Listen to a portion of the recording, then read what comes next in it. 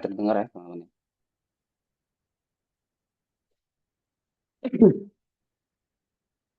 Oke, alhamdulillah teman-teman sekalian, mudah-mudahan ini bisa diikuti dengan baik ya teman-teman sekalian. Suara saya terdengar dengan jelas di device masing-masing dan kondisi teman-teman juga dalam kondisi yang optimal, fokus bisa mengikuti dengan baik.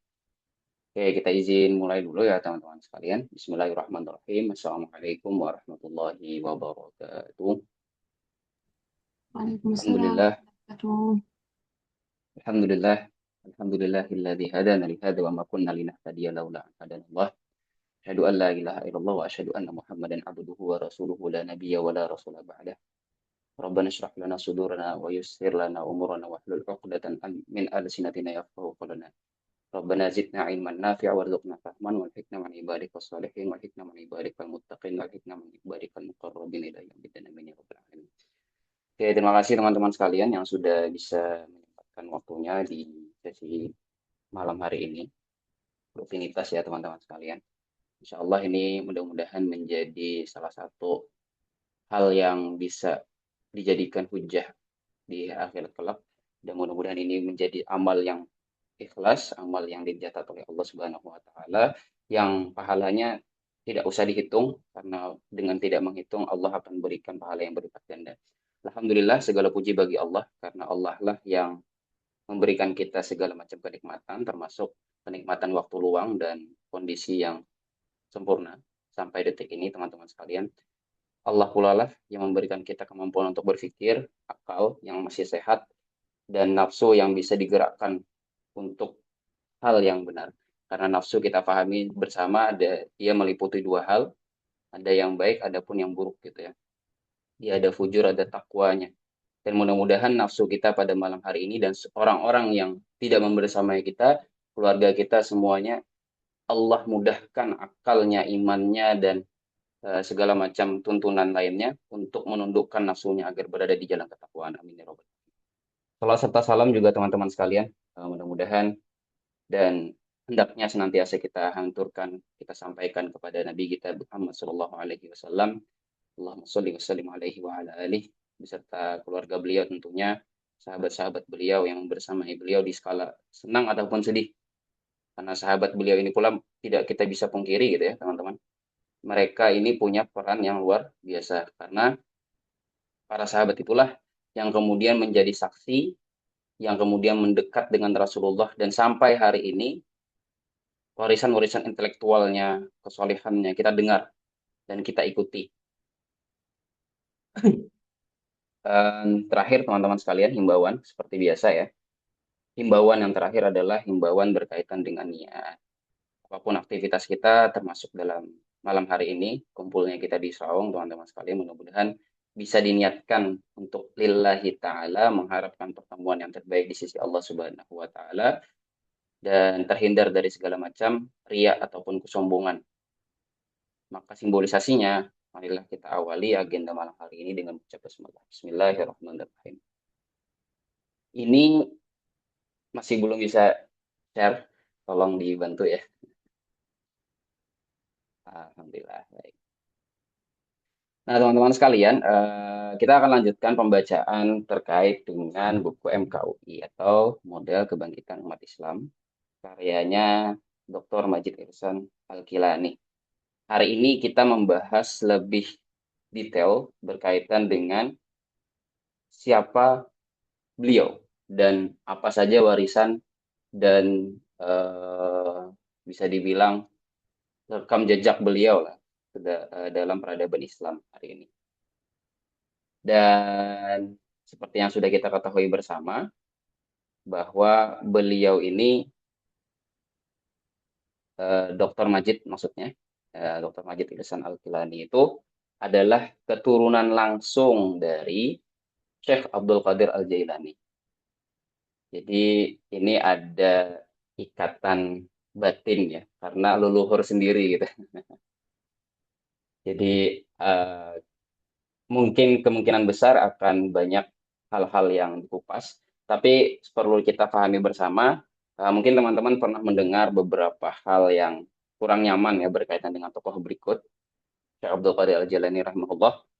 Kita tidak bahas itu hari ini dan saya tidak ingin eh, terlalu apa ya pusing lah berkaitan dengan hal tersebut karena sedikit ya kita sitirkan agar paham konteksnya. Beliau ini sering disebut-sebut sebagai waliullah, gitu kan. Dan kenapa kok disebut demikian? Salah satu di antaranya disebabkan oleh adanya karomah-karomah yang bermunculan yang beliau alami dan itu ternyata ada manuskripnya kemudian diceritakan dari generasi ke generasi. Bagi sebagian teman-teman yang tidak nyaman ataupun tidak begitu mendalami terkait dengan tasawuf bagian waliullah atau karam Allah ini tidak usah khawatir karena malam hari ini saya tidak akan membahas itu. Yang kita bahas adalah jejak rekam beliau berkaitan dengan pendidikan, berkaitan dengan tasawuf yang mampu akhirnya untuk menciptakan generasi yang kita damba-dambakan hari ini, yaitu pembebas Baitul Maqdis itu ya. Ya ini generasinya Salahuddin Al-Ayyubi. Dan perlu disitir juga bahwa teman-teman ada perkataan alim ulama gitu ya. Uh, Al-istiqamah khairun min alfi karomah gitu ya. Istiqamah itu lebih baik daripada 1000 karomah. Jadi yang nantinya kita perlu lihat juga di sini bahwa Syekh Abdul Qadir dan orang-orang yang mengikuti jalan tasawuf itu, mereka itu ternyata punya keistiqomahan yang luar biasa. Dan ini diyakini oleh orang-orang yang mendalami bagian tasawuf bahwa al-istiqomah itu jauh lebih baik daripada karomah-karomah seperti berjalan dan lain sebagainya di sesuatu yang aneh-aneh. Oke, itu pengantar saja teman-teman sekalian. Kita akan coba bahas lebih lanjut berkaitan dengan beliau di awal, lalu bagaimana rekam jejak beliau di nantinya.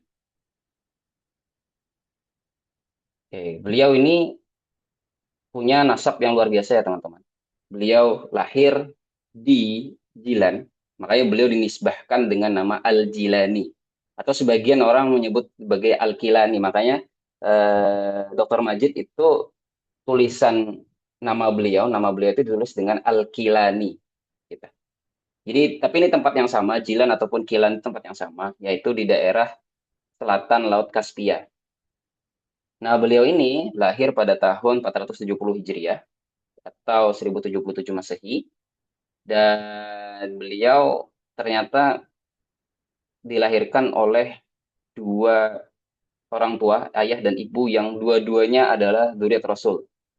Ayah beliau nasabnya tersambung kepada Al-Hasan, sedangkan ibu beliau nasabnya tersambung kepada Al-Husain. Jadi beliau ini kawinan dari Hasan wal Husain gitu ya, lengkap. Jadi bukan hanya Hasani, bukan hanya Husaini, tapi juga Hasan dan Husain. Dan ini menjadi kelebihan juga ya teman-teman. Kesyukuran tersendiri bagi beliau ya, karena beliau dilahirkan dari sana. Tapi ketika kita melihat bagaimana kondisi sosial dan ekonomi beliau, beliau itu lahir pada kondisi yang yatim. Bukan lahir ya, kecilnya gitu ya. Beliau itu pada kondisi yatim. Ayah beliau sudah wafat sejak beliau kecil. Tidak disebutkan ya, saya tidak melihat bagaimana tanggalnya, wallahu alam. Dan beliau ini dari segi keluarganya itu dilahirkan pada kondisi yang zuhud.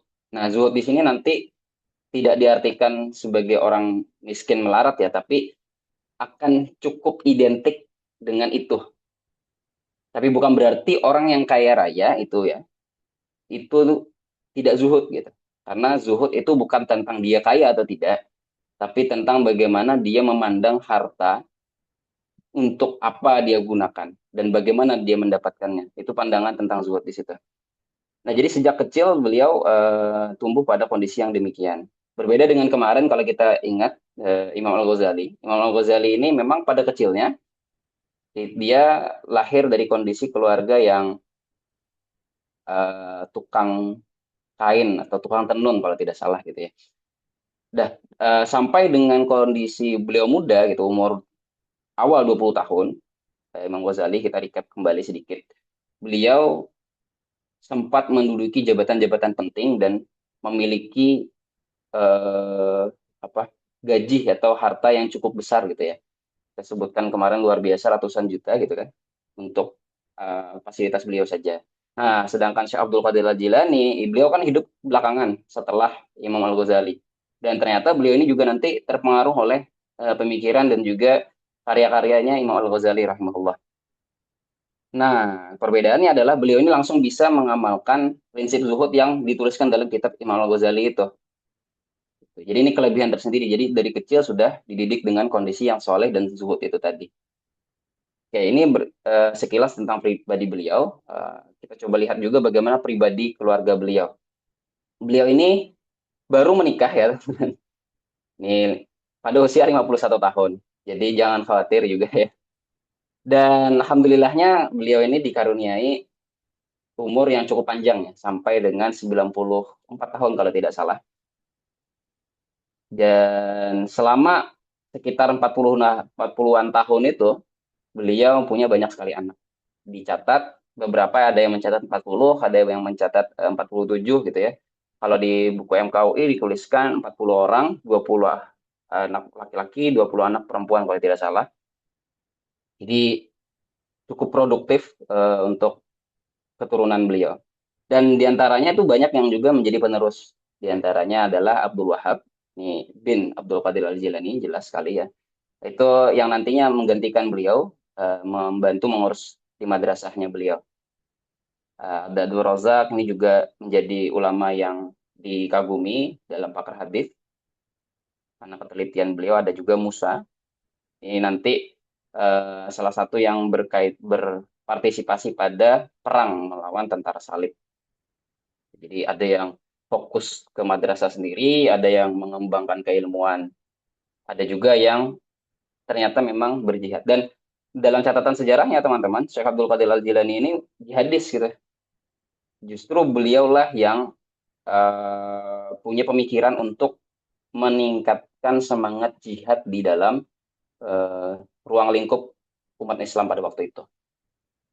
Jadi kalau kita lihat kemarin, kondisi sebelum Imam Ghazali atau dekat-dekat dengan Imam Ghazali itu kan umat Islam runtuh ya, dalam arti sangat-sangat terpukul karena kekalahan dengan tentara salib secara eksternal, tapi ternyata dari internalnya itu ditengarai oleh emang umat Islam itu layak kalah gitu, tidak dekat dengan Tuhannya, keimanannya kacau balau, ukhuwah Islamiyahnya demikian pula gitu kan. Dan kemudian Imam Al-Ghazali punya obatnya adalah kembali untuk mengingat Allah dengan lebih baik, mendekatkan kepada Allah. Sehingga Ihya Ulumuddin itu kan dijelaskan cukup detail ya berkaitan dengan tauhid dan juga muraqabatullah gitu. Nah, setelahnya masa Imam Al-Ghazali mungkin sangat sudah mulai dianjurkan untuk kembali kepada medan jihad karena sudah mulai kondusif nih kondisi keimanannya meskipun tidak serta-merta gitu ya. Dan buahnya nanti akan dilihat di setelahnya, di generasi berikutnya. Jadi ada sekitar 2 generasi keruntuhan, ya Imam Ghazali, Syekh Abdul Qadir, tapi ini agak ada overlapnya ya. Kondisinya ini sedikit dekat sekali. Lalu ke Salahuddin Al-Ayyubi. Nah, salah satu dari gurunya Salahuddin Al-Ayyubi itu ada yang kemungkinan kalau teman-teman inti ya kita sharekan di grup, ada nama Ibnu Najah ataupun siapa ya, Ad-Dimaski itu, lupa saya nama lengkap beliau. Itu yang menjadi gurunya Salahuddin Al-Ayyubi. Demikian. Oke, agak dipercepat ya. Lalu dari kondisi kecilnya beliau, Syekh Abdul Qadir ini, beliau pada tahun 488 Hijriah, ya ini 18 tahun, beliau meninggalkan Jilan. Jilan itu kalau sekarang negaranya negara Iran. Ya, Iran. Saya cek nih di Maps. Iya, dia benar-benar di area selatannya Laut Kaspia. Kalau di gambar ini kan agak kanan dikit ya, tapi di bawah sebenarnya. Ini ilustrasi saja. Beliau itu berhijrah atau berangkat menuju Baghdad di Irak. Jadi itu beda negara kalau sekarang. Dan itu kalau dihitung-hitung perjalanannya itu sekitar 1.300 km. Ini by Google Maps ya. luar biasa jauh, gitu, 1.300 kilometer. Ya mungkin kalau berjalan kaki menurut Google Maps itu sekitar 20 harian. Ya, kalau pakai tunggangan kuda-kudaan atau unta-untaan mungkin sekitar 10 sampai 15 hari lah. Estimasi kasar saya. Nah, beliau ini punya guru. Di antaranya adalah Ibn Aqil. Ini guru fikih dan juga Abu Sa'id Al-Makhrami. Dan beliau juga punya guru dari bidang nahwu sorof, lughah, sastra gitu, ke Abu Zakaria Yahya bin Ali At-Tibrizi. Lalu dari sini beliau ini bikin madrasah sebenarnya ya teman-teman. Dan madrasahnya itu ya sesuai dengan keahlian beliau. Beliau mengajarkan banyak sekali keilmuan yang beliau kuasai. Di antaranya ada 13 cabang. Itu nanti kita lihat. Warisan-warisan intelektual beliau banyak dan banyak juga yang sudah mentakhrij gitu ya, meneliti bagaimana ada takhrijan juga terhadap karya-karyanya Imam Al-Ghazali. Dan ini wajar saja dalam ranah intelektual. Di antaranya adalah Al-Ghunyah, Futhul Ghaib, atau Fathul Ghaib gitu ya, ada Fathul Rabbani, dan beliau juga punya tafsir, karya tafsir 30 juz. Nama beliau sendiri Tafsir Al-Jailani. Dan beberapa kitab beliau ini karena beliau ini ulama Hambali ya, madhabnya, fikihnya adalah Hambali. Jadi beliau ini juga menarik sih sebenarnya. Karena beliau madhabnya Hambali, tapi punya kecenderungan tasawuf yang kuat. Dan tasawufnya ini dilihat-lihat punya banyak kemiripan dan ternyata terpengaruh oleh tasawufnya Imam Ghazali. Yang mana kita tahu Imam Ghazali itu madhab fikihnya adalah Syafi'i. Dan pada tataran sejarahnya, beliau ini disebutkan oleh Imam An-Nawawi sebagai guru besar ulamanya Syafi'iyah dan Hambali, Hanabilah. Jadi Imam Nawawi itu adalah ulama besar di madhab Syafi'i gitu ya, mengakui kepakaran dari Syekh Abdul Qadir Al-Jilani. Dan beliau menyebutkan bahwa Syekh Abdul Qadir Al-Jilani ini layaknya jembatan dari guru dari madhab Syafi'i dan Hambali.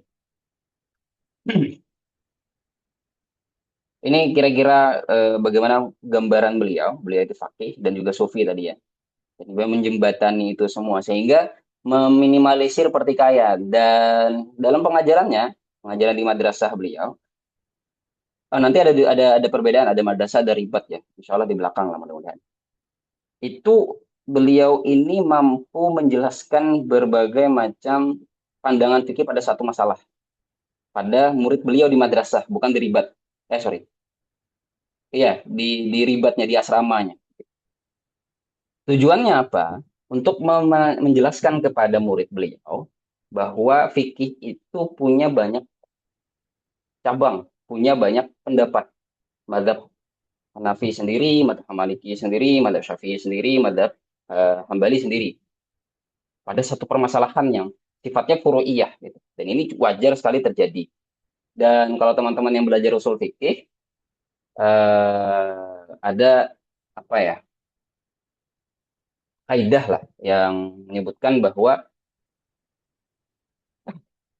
al-ijtihadu la yubtilu bil ijtihad atau la yung qadu bil ijtihad. Ijtihad itu tidak bisa dibatalkan atau dirusak oleh ijtihad yang lain. Maksudnya apa? Andai kata ada madhab Syafi'i yang punya pandangan tertentu pada perkara misalnya apa ya, emas misalnya gitu ya. Ada madhab yang lain punya pandangan berbeda dengan madhab ini. Maka kedua madhab ini diterima karena tidak bisa saling menjatuhkan.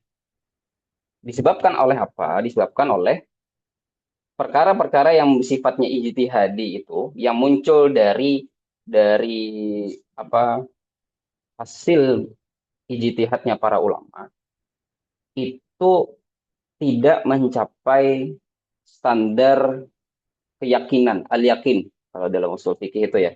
Tapi masih berperkara dhaniyah, sangkaan. Yang kalau dihitung-hitung standar kebenarannya itu tidak sampai 100%, hanya berkisar 50 sampai 99%. Jadi masih ada ruang kesalahan di sana, tapi sudah mendekati kebenaran. Dan itu pun juga berlaku untuk produk yang lain. Nah, ini perlu dipahami cukup mendasar ya teman-teman sekalian, sehingga kita sebagai orang awam yang mukallid, yang ngikut-ngikutan ini, yang kalau kata Ustadz A ya kita ikut, kalau kata Ustadz B ya kita ikut juga gitu ya. Kita tidak bisa meramu dalil dengan baik gitu, dan kita tidak mencapai standar itu.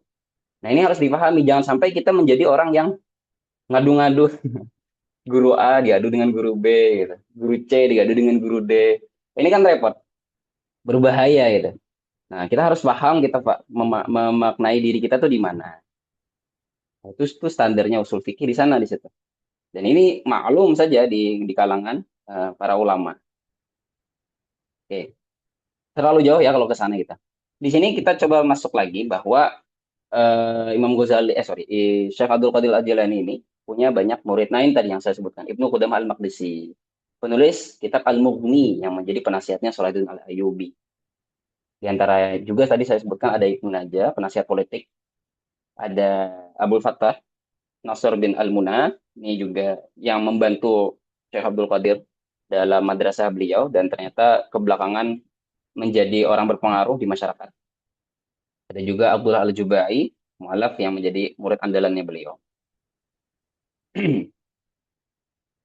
Kira-kiranya tadi disebutkan bahwa Imam Al-Ghazali, Syekh Abdul Qadir Al-Jilani itu punya dua bentuk pembelajaran. Ada yang madrasah, ada yang ribat. Satu untuk internal, satu untuk eksternal. Ada yang jadi madrasahnya ini bersampingan dengan ribat-ribat ini asrama. Jadi kalau kayak sekarang ya pesantren lah gitu. Bayangannya, ya belajar, ya asrama, ya tidur di situ gitu. Dan itu terjadi pada madrasahnya Syekh Abdul Qadir Al-Jilani. Sering sekali nih menyebut Imam Ghazali. Dan ini ternyata beliau dapati dari warisan guru beliau, Abu Said Al-Masrami. Gitu. Dan pembangunan dari madrasah ini ditambahkan atau diperluas gitu. Itu dari uang wakaf. Jadi bukan uang negara. Menarik nih. Kalau hari ini sekolah-sekolah pakai dana BOS. Tapi kalau madrasahnya eh, Abdul Qadir Al-Jilani itu pakai uang swadaya, uang wakaf. Dan ini membuat adanya independensi dari eh, madrasah terhadap intervensi politik atau pemerintah. Sehingga tidak ada alasan pemerintah eh, melakukan cawe-cawe gitu ya terhadap madrasah-madrasah. Jadi madrasah intelektual tuh independen, terbebas dari hal itu gitu. Nggak harus menjadi kodinya ulama, kodinya pemerintah gitu ya, tidak. Tidak demikian. Jadi dia independen. Dan ini mempermudah misi islah sebagaimana yang sudah kita pahami di pemahamannya Imam Ghazali sebelumnya. Beliau sangat tidak nyaman dengan adanya intervensi pemerintah. Bahkan ketika beliau diminta untuk kembali mengajar di madrasah nizamiyah milik pemerintah, beliau menolakkan. Ya, beliau bikin madrasah sendiri di kampung halaman beliau di Tus. Nah, ini pula yang terjadi pada madrasah Qadiriyah. Dan luar biasanya, murid-murid beliau ini tidak hanya ratusan, tapi puluhan ribu. Yang skala besarnya, yang umumnya, itu mencapai 70.000 orang. Apa yang beliau ajarkan? Beliau mengajarkan 13 jenis disiplin ilmu tadi. Ada yang berkaitan dengan syariat, yaitu tafsir, hadis, dan fikih. Ada juga yang berkaitan dengan bahasa, lughah, nahwu, sorob, sastra, dan balaghah. Bagian spiritual juga tasawuf dan adab, dan hal-hal lain. Dan nah, ini juga perlu digarisbawahi bahwa Madrasah Qadiriyah itu tidak membenci 100% sains yang hari ini kita pahami gitu ya. Bahkan diantaranya itu ada yang mengemukakan sains. Meskipun pada fase-fase awalnya Syekh Abdul Qadir Jilani itu memiliki fatwa yang cukup seram terhadap filsafat filsafat ini ya.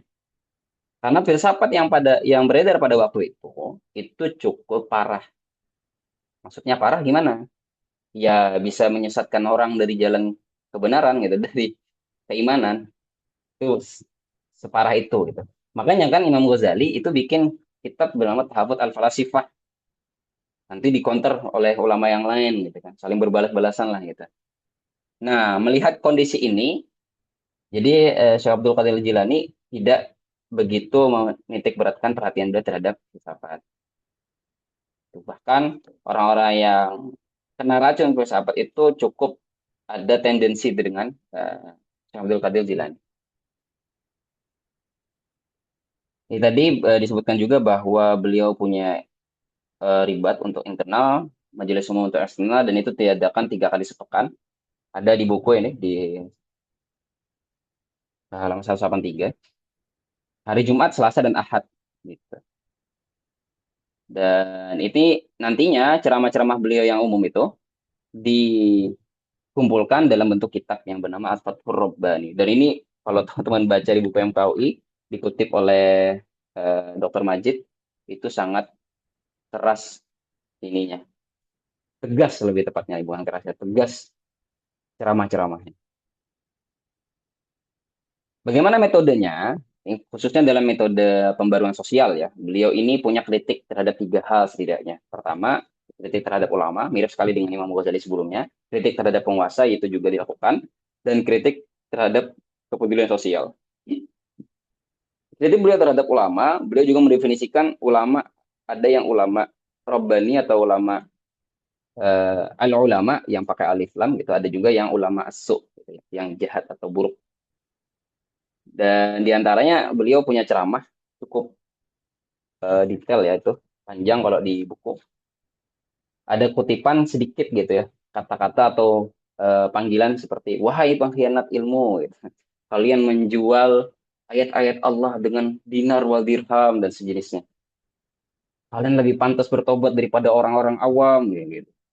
Jadi luar biasa apa bold gitu ya untuk kritik terhadap para ulama. Begitu pula para penguasa, beliau juga kritik. Teman-teman silahkan baca sendiri lah ya, bagaimana nasihat-nasihat beliau terhadap penguasa, terhadap ulama gitu ya. Itu luar biasa sekali. Sangat-sangat bold. Mungkin kita bacakan sedikit di halaman 205 teman-teman sekalian. Ada kritik beliau terhadap penguasa.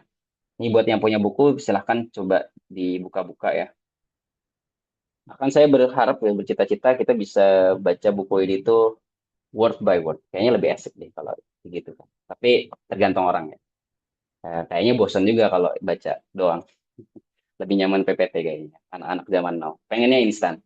Wallahu ta'ala alam. Nah, kita coba bacakan ceramahnya Syekh Abdul Qadir. Syekh Abdul Qadir berkata, banyak raja yang dianggap Tuhan oleh rakyatnya. Dunia, kekayaan, kesenangan, kejayaan, dan kekuatan juga dianggap Tuhan oleh mereka. Celakalah kalian. Kalian menganggap cabang sebagai akar, furu sebagai usul. Memandang yang diberi rezeki sebagai rezeki. Sebagai tuan, hamba sebagai tuan, sorry, miskin sebagai kaya, lemah sebagai kuat. Jadi ini ada distorsi ilmu pengetahuan, terbalik-balik.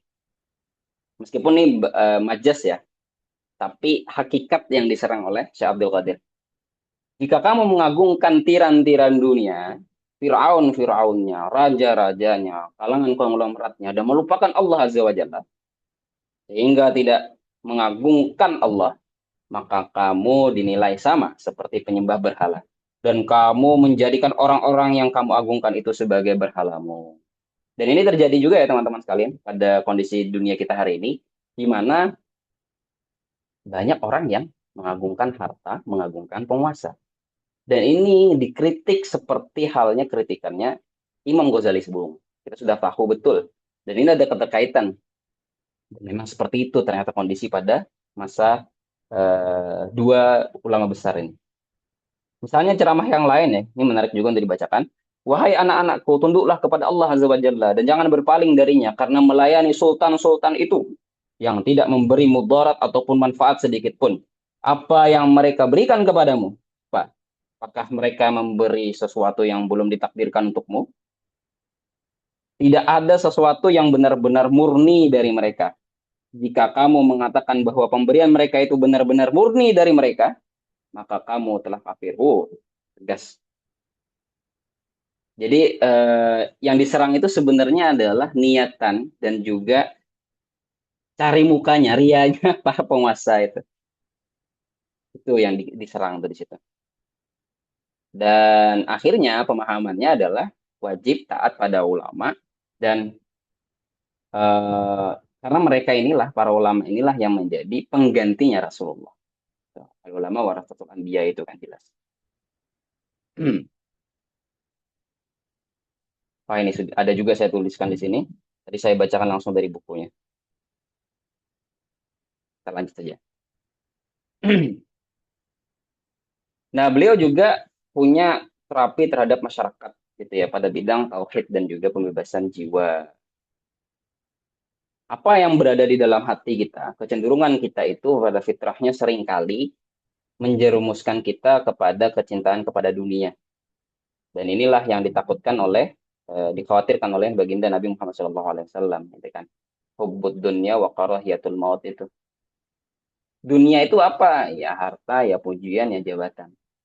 Dan ini jadi pukulan juga bagi kita masing-masing ya teman-teman sekalian. Kalau kita itu beramal karena mengharapkan pujian orang atau ketika orang banyak datang, banyak yang memuji, nah ini juga bisa jadi indikator atau tanda bahwa kita ini masih belum ikhlas seutuhnya. Dan ini berat sekali, repot banget. Bukan hanya tentang pujian, bukan hanya itu pula tentang harta gitu. Kita nggak mau kerja kalau gajinya nggak banyak. Ini beberapa kali saya mengakui ya, saya pun lemah di bagian ini. Berkaitan juga dengan jabatan dan lain sebagainya, teman-teman. Dan definisi itu terkait dengan zuhud itu didefinisikan ulang oleh beliau. Dunia boleh ada di tanganmu ataupun di sakumu untuk menolong sesama, tapi haram masuk ke dalam hatimu. Yang ini kemudian menjadi bahasa yang lebih ringan dia di kita apa dunia di genggaman, akhirat di hati gitu ya kalau tidak salah. Jenis itulah. Pada dimensi sosialnya, beliau ini sangat berpihak pada kaum kaum fakir ataupun yang lemah. Bahkan beliau punya definisi sendiri terkait dengan al-fakir pada tatanan tasawuf gitu. Apa praktiknya? Praktiknya adalah beliau mewajibkan murid-murid beliau yang kaya untuk melayani fakir dan miskin. Kita juga kirimkan ya di grup itu beberapa poin-poin nasihat-nasihat beliau terhadap murid-murid beliau. Bagaimana memperlakukan satu sama lain, bagaimana hubungan beliau dengan guru dan murid gitu ya. Dan ini cukup berat ya untuk dilakukan. Dan memang idealnya demikian gitu. Nah, saya lupa hal berapa. Saya kirimkan di teman-teman sekalian. Dan madrasah itu sifatnya terbuka untuk memberi makan orang-orang miskin. Jadi pelayan umat banget lah gitu. Nah, jadi ini bisa dijadikan cita-cita juga ya buat teman-teman sekalian yang barangkali punya harapan atau punya hmm, apa ya relasi khusus dengan madrasah-madrasah atau pesantren-pesantren atau sekolah-sekolah. Ya cobalah berpikiran untuk keumatan sekali untuk memberi makan fakir miskin gitu. Boleh hal-hal yang demikian. Tujuannya apa? Ini diundang sifatnya. Sifatnya diundang ke madrasah agar orang-orang fakir dan miskin itu melihat bagaimana bentuk orang-orang soleh dan alim. Sehingga mereka ada cahaya untuk mendapatkan pembelajaran yang mirip-mirip dengan itu. Jadi ada rasa untuk, oh kayaknya asik dia belajar. Nah, berbeda dengan yang biasa saya kritik di kondisi hari ini, ketika berbagi itu tanpa tujuan dan strategi, ini repot. Kenapa repotnya? Ini bisa jadi pedang bermata dua. Kita jangan sampai justru melanggengkan kemiskinan. Nah, ini ada strateginya nih. Salah satunya dicontohkan oleh madrasah-madrasah di dalam generasinya Syekh Abdul Qadir dan Imam Ghazali. Sengaja tuh beri makan, tapi di dekat madrasah. Biar orang-orang lihat, biar pengen belajar. Biar sesekali karena nantinya dengar ceramah-ceramah gitu. ya, nyantai. Dan ini jadi boleh juga ya dijadikan apa ya strategi buat teman-teman. Kalau ada pengajian, bolehlah kasih tulisan snack ya. Ya meskipun pada awalnya pengajiannya jadi terkesan nyari makan gitu, tapi nggak apa-apa lah. Setidaknya datang ke majelis dulu gitu. Datang aja kan dalam dalam hadis itu kan dikategorikan sebagai orang-orang yang terikut dalam lindungan rahmat Allah dalam satu majelis. Itu saja sudah kenyamanan, kerahmatan dari Allah gitu kan. Apalagi sampai bisa belajar menjadi thalabul ilm yang yang kita sama-sama tahu orang yang belajar itu akan dimudahkan masuk surga. Oke, Masya Allah. Lalu memberantas fanatisme madhab, ini jadi titik berat juga ya. Secara pribadi saya punya punya pengalaman dan juga lingkungan yang sejenis demikian. Dan efeknya saya, alhamdulillahnya secara garis takdir gitu ya, Allah izinkan untuk belajar pada guru-guru yang bebas dari fanatisme madhab. Jadi ketika saya kembali atau kuliah ke Jawa, itu saya cukup kental menekankan part ini. Mungkin yang teman-teman di matematika, Mutia atau teman-teman yang lain, itu seringkali saya nyebut demikian. Karena saya punya pengalaman yang cukup bergesekan ya dengan itu. Karena saya tidak nyaman juga. Dan akhirnya saya mengharapkan orang-orang yang berada di sekitar saya yang bisa saya akses itu punya pemahaman yang santai aja pada madhab lain. Even itu madhab tauhid atau akidah. Toh ya kita tidak mampu untuk mengikuti, untuk meneliti dengan lebih lanjut, ya kita jadi pengikut saja. Beban kita ya bisa dibilang ini bahasa kasar ya, bahasa kasar. Ya yang salah fatwa kan gurunya. Kita ngikut gitu. Kita tidak tahu itu salah atau benar, ya kita meyakini itu benar gitu kan. Nah, nanti yang disidang oleh Allah itu kan guru-guru gitu. Nah, ini jadi apa ya, teguran juga bagi kita yang sering ngomong di depan umum seperti saya nih hari ini kan di depan teman-teman sekali ini jadi refleksi saya pribadi juga. Hati-hati lek ngomong, jangan-jangan apa yang kamu omongkan tidak punya landasannya. Sehingga akan lebih nyaman kalau kita itu ngobrol, kita punya rujukannya. Nah, makanya saya ketika berdiskusi dengan teman-teman kan kita jelaskan satu jenis buku gitu. Bukunya MKUI, biar kita pembahasannya tidak lari kemana-mana. Ini saja saya bisa lari kemana-mana gitu, apalagi saya tidak pakai buku. Ya Allah ya Rabb. Nah, masalah pertikaian diantaranya adalah pertikaian fisik sering terjadi antara pengikut Hambali dan Syafi'i di Baghdad. Makanya beliau punya kecenderungan khusus ya untuk menjembatani dua mazhab fikih tersebut. Beliau juga meskipun mazhab Hambali, beliau terbuka dan berfatwa terkait dengan mazhab Syafi'i dan seterusnya. Beliau juga punya pandangan untuk mengkritik atau mereformasi, mempurifikasi terkait dengan pemahaman atau ilmu tasawuf. Dulu tasawuf itu sangat tercampur pada aliran kebatinan atau yang sering dilakukan oleh Syiah, Syiah Fatimiyah dan Syiah, saya lupa satunya apa. Dan itu kalau teman-teman tahu ada praktek-praktek tasawuf yang muter-muter, yang nari-nari segala macam gitu ya. Nah, itu bisa jadi. Saya tidak berani berfatwa, tidak belum meneliti lebih lanjut gitu ya. Itulah yang menurut tulisan ini dikritik, yang ada praktek-prakteknya lemahnya dan lain sebagainya. Beliau bahkan menuliskan ada pengecaman terhadap sufi palsu yang peduli pada pakaian compang-camping atau kesaktian. Namun hatinya pada hakikatnya itu cinta dunia. Ya dulu ada istilah sufi-sufi gitu. Dan sufi itu ya tadi seperti saya sebutkan di awal, mereka itu berpandangan zuhud dan zuhud itu dimaknai dengan pakaiannya lusuh, jelek, tidak bersih gitu ya. Padahal kita tahu betul bahwa Nabi itu mencintai kebersihan. Kita tahu betul bahwa Nabi itu suka berias diri gitu kan. Tapi ternyata pada praktiknya tasawuf-tasawuf itu ada yang counter dari itu. Entah bagaimana hujahnya, mungkin mereka bilang, ya itu bukan sesuatu yang wajib, sesuatu yang boleh saja. Ini adalah bagian tarbiyah terhadap diri mereka sendiri, bahwa mereka itu tidak mencintai kekayaan, tidak mencintai dunia, tidak mencintai harta gitu ya. Itu tarikohnya, caranya. Tapi wallahu ta'ala alam ternyata ada beberapa yang cukup ekstrim. Kita tidak bahas itu. Intinya, secara menurut catatan sejarahnya Dr. Majid, beliau ini punya eh, harapan untuk mempurifikasi tasawuf. Beliau juga punya pandangan yang cukup bagus ya terkait dengan tauhid. Di antaranya adalah beliau ini punya pandangan terkait dengan tauhid sosial. Tauhid itu bukan hanya tentang diri pribadi. Beriman itu bukan hanya tentang dirinya dengan Allah yang kemudian beruzlah, berdiam diri dengan diri sendiri, bukan. Tapi beliau punya pandangan bahwa tauhid itu cerminannya ada pada akhlak. Nah, orang bertauhid itu kan, teman-teman, dia kuncinya ada dua sebenarnya.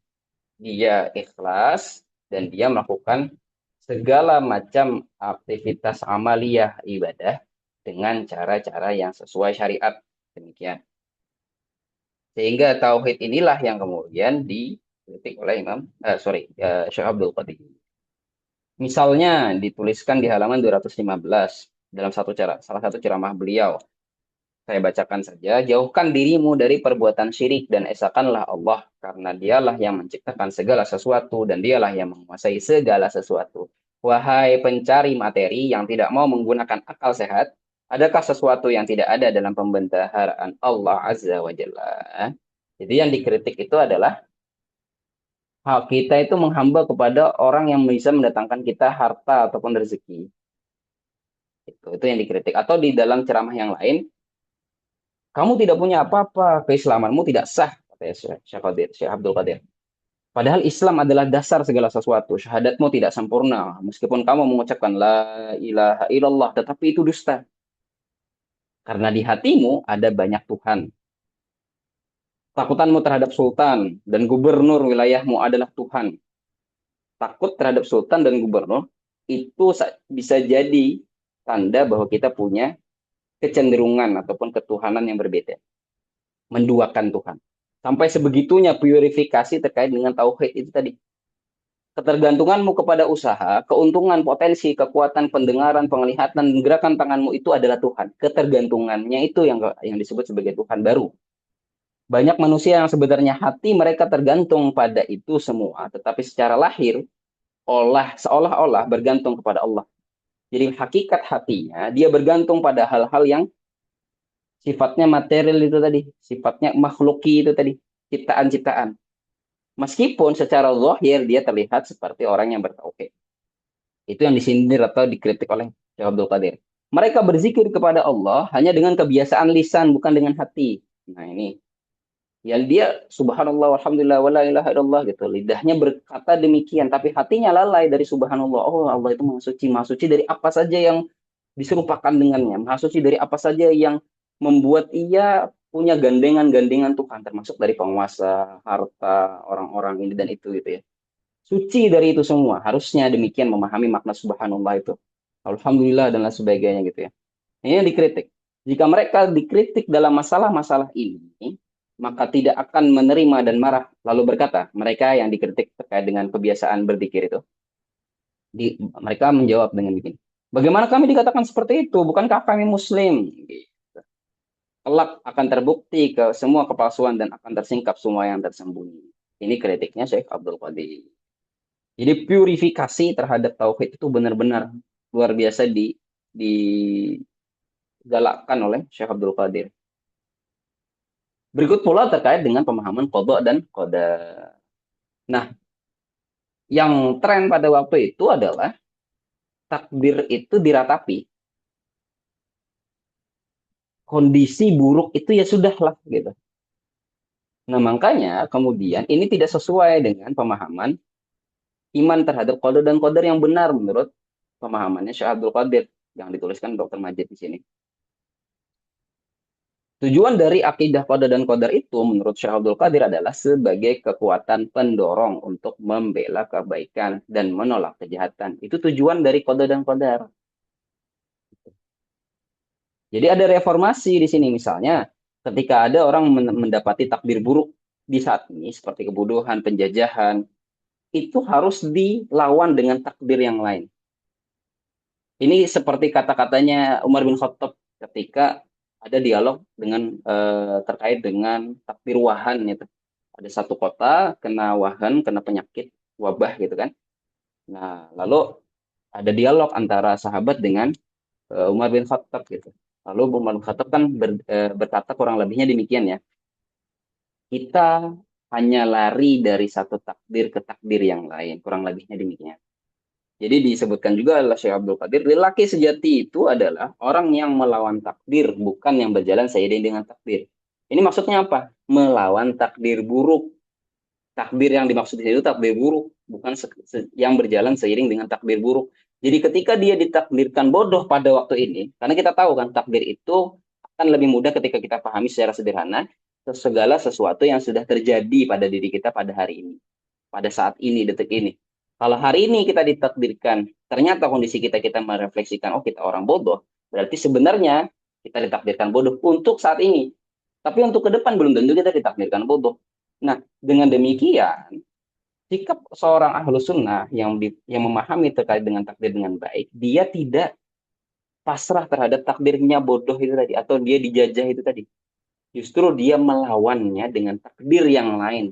Misalnya, takdirnya dengan mengangkat, kalau ini ilustrasinya adalah tangga.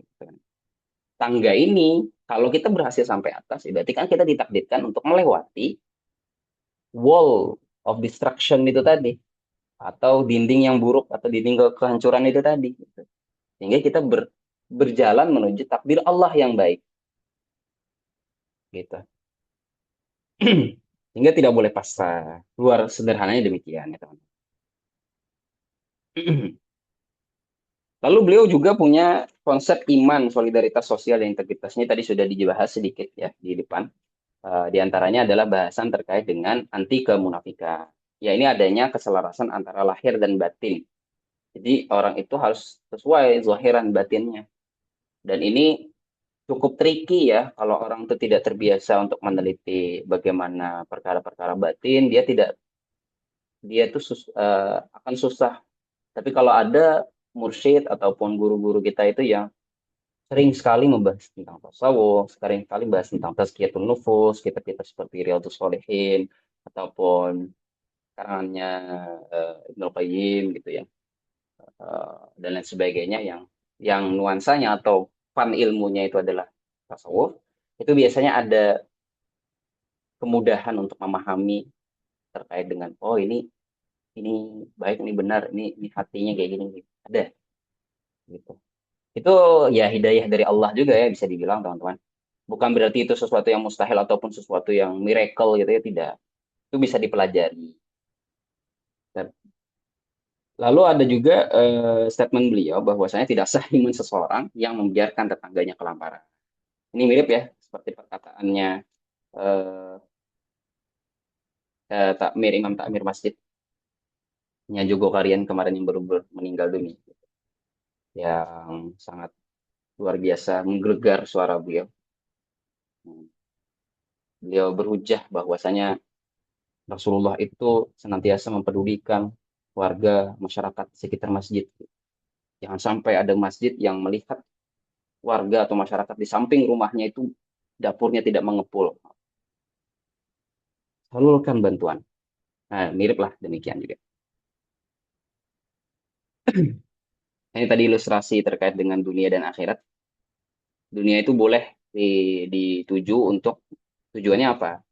Mengejar dunia itu tujuannya kembali untuk beribadah. Dan salah satu bentuk ibadah itu adalah memberikan kemaslahatan di umat atau di masyarakat. Kemudian ada juga berkaitan dengan ikhlas, lagi-lagi disebutkan, gitu ya. Ini sepertinya terulang. Ada misi amar ma'ruf nahi mungkar.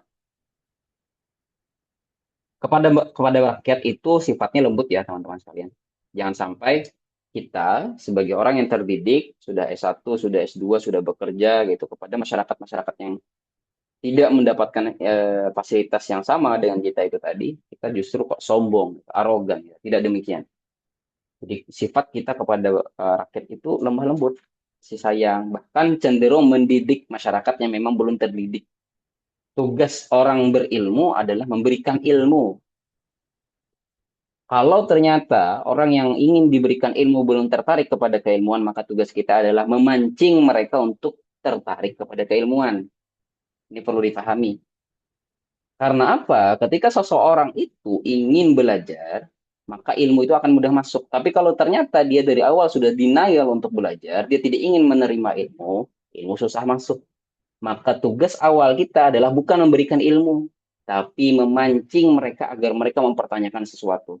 Agar mereka encourage, engage terhadap sesuatu. Sehingga akhirnya mereka perlu untuk menjawab pertanyaan-pertanyaan itu, baik secara pribadi, penelusuran pribadi, atau bertanya kepada yang ahli. Nah, itu misi kita sebenarnya.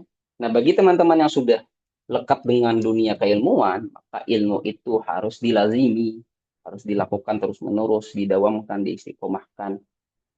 Jangan sampai kita punya ilmu tertentu, kemudian kita lupa, dan tidak bermanfaat untuk kita di masa ini ataupun di masa akan datang. Sehingga perlu kembali recall, balik kembali. Dan ini jadi tamparan buat saya pribadi juga, beberapa kali pun gitu ya, kita bisa jadi duduk di majelis yang dulunya pernah kita datangi, dalam arti ilmunya sudah pernah kita dapatkan. Nah, kadang-kadang ada rasa kesombongan di situ. Tahu, ngerti aku, lapo sih gimana. Akhirnya enggan main HP misalnya. Atau bahkan tidak lagi datang ke majelis itu. Padahal meskipun kita sudah tahu pun bisa jadi ada banyak manfaat yang akan kita dapatkan ketika kita duduk di sana. Kalau ternyata sifat-sifat seperti ini masih berada dalam diri kita, maka mungkin nasihatnya adalah mbok yo cari majelis yang bisa memberi makan otak ataupun nafsu ilmiah kita. Kalau kita sudah sering atau terbiasa dengan masalah-masalah fundamental dalam agama, misalnya, oh iya, sholat itu rukunnya diawali dengan niat dan kemudian takbiratul ihram. Itu sudah sering diulang-ulang, maka cari yang lebih tinggi, mungkin syarahnya, gitu ya. Kitab-kitab yang lebih advance, gitu. Boleh, sehingga kita tidak menyepelekan perkara-perkara yang fundamental itu tadi. Karena banyak sekali sebenarnya perkara pada sholat saja gitu kan. Itu harus kita revisited gitu. Kita datangi berkali-kali. Bahkan kalau bisa kita ajarkan kepada orang lain, nanti saudara-saudara kita, anak-anak kita, sepupu kita, guru, dan lain sebagainya gitu ya. Sehingga apa? Ilmu tadi itu berkembang, dilazimi, dan harapan kita adalah orang-orang yang berada di sekitar kita itu punya standar keimanan ataupun standar keislaman yang mirip-mirip lah dengan kita, atau bahkan jauh lebih baik dari kita. Dengan demikian, ketika nanti teman-teman kembali ke masyarakat, kembali ke daerah masing-masing, kembali dengan keluarga dan masyarakatnya masing-masing, masing-masing dari kita ini punya dampak yang baik, gitu. Nah, dengan demikian RT by RT misalkan gitu ya. Dalam satu RW ada 5 atau 10 RT, di masing-masing RT ada kita ini satu satu satu satu 8 RT ini ada 8 dan sekarang partisipan. Nah, dari situ sudah terbentuk RT yang standar kesolehannya itu baik. Dan alhamdulillah jadi satu RW yang baik. Lama kelamaan agen no, gitu. Nah ini menarik ya. Sorry, kemana-mana ya kepalanya. Ini yang dilakukan oleh madrasah-madrasah seperti Madrasah Qadiriyahnya Syekh Abdul Qadir. Nanti mudah-mudahan di 2 pekan ke depan gitu ya ada teman-teman kita yang mampu membahasakan ataupun menceritakan kembali terkait dengan bagaimana peranan Madrasah Qadiriyah terhadap madrasah-madrasah yang lain berada di seluruh penjuru. Jadi konsepnya tuh kayak gini. Kayak kan Madrasah Qadiriyah itu di Baghdad ya, di ibu kota. Ada madrasah lain yang di terpencil gitu di kabupaten tertentu, tang tang tang tang tang gitu ya. Atau bahkan di pulau lain, antara kita di Indonesia kayak gitu kan. Nah, Madrasah Qadiriyah ini tugasnya adalah membentuk kader ulama yang berintegritas. Lalu yang mereka ini datangnya dari penjuru-penjuru itu tadi diminta untuk kembali berkhidmah di daerah masing-masing. Bahkan diantaranya itu punya madrasah sendiri. Nantinya akan kita bahas di minggu depan, insya Allah. Nah, itu yang bikin madrasah-madrasah sendiri ini tujuannya apa? Tujuannya adalah menaikkan standar kesolehan ataupun standar keislaman orang-orang di daerah itu. Tidak harus standar keilmuan. Ini beda ya, kesolehan dan keilmuan. Maksud keilmuan itu apa? Orang nih harus bisa ceramah, orang ini harus bisa amar ma'ruf nahi mungkar, orang ini harus bisa jarah wa ta'dil, harus bisa mengambil hukum, merujuk kepada kitab-kitab tertentu. Itu bukan itu. Yang di daerah pelosok-pelosok itu bukan itu.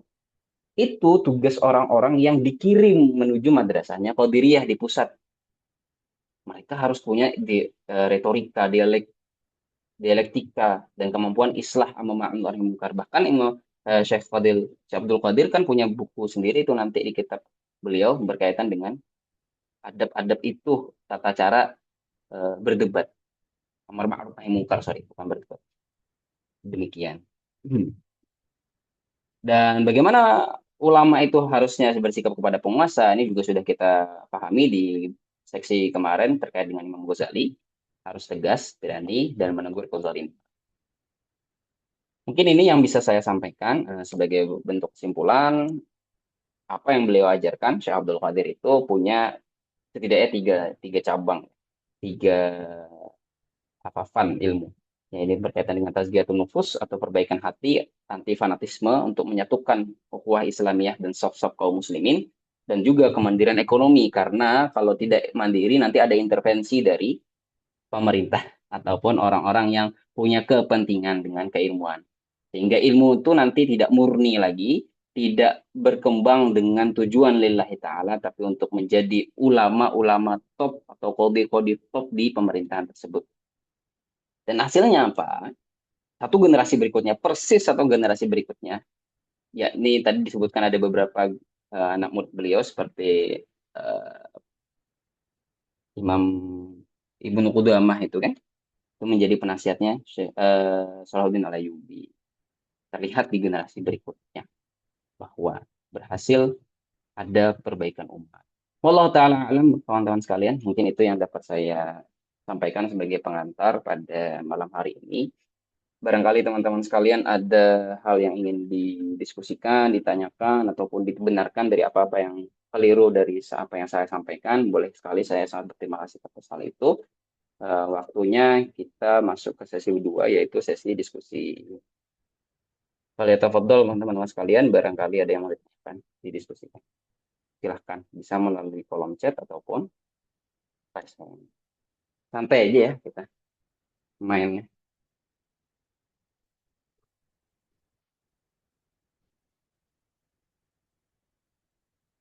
Udah ada yang baca sampai sini belum? Yang punya buku terutama?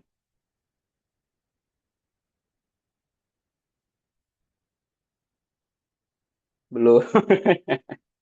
Ya, enggak. Sampai mana nggak kalau boleh tahu?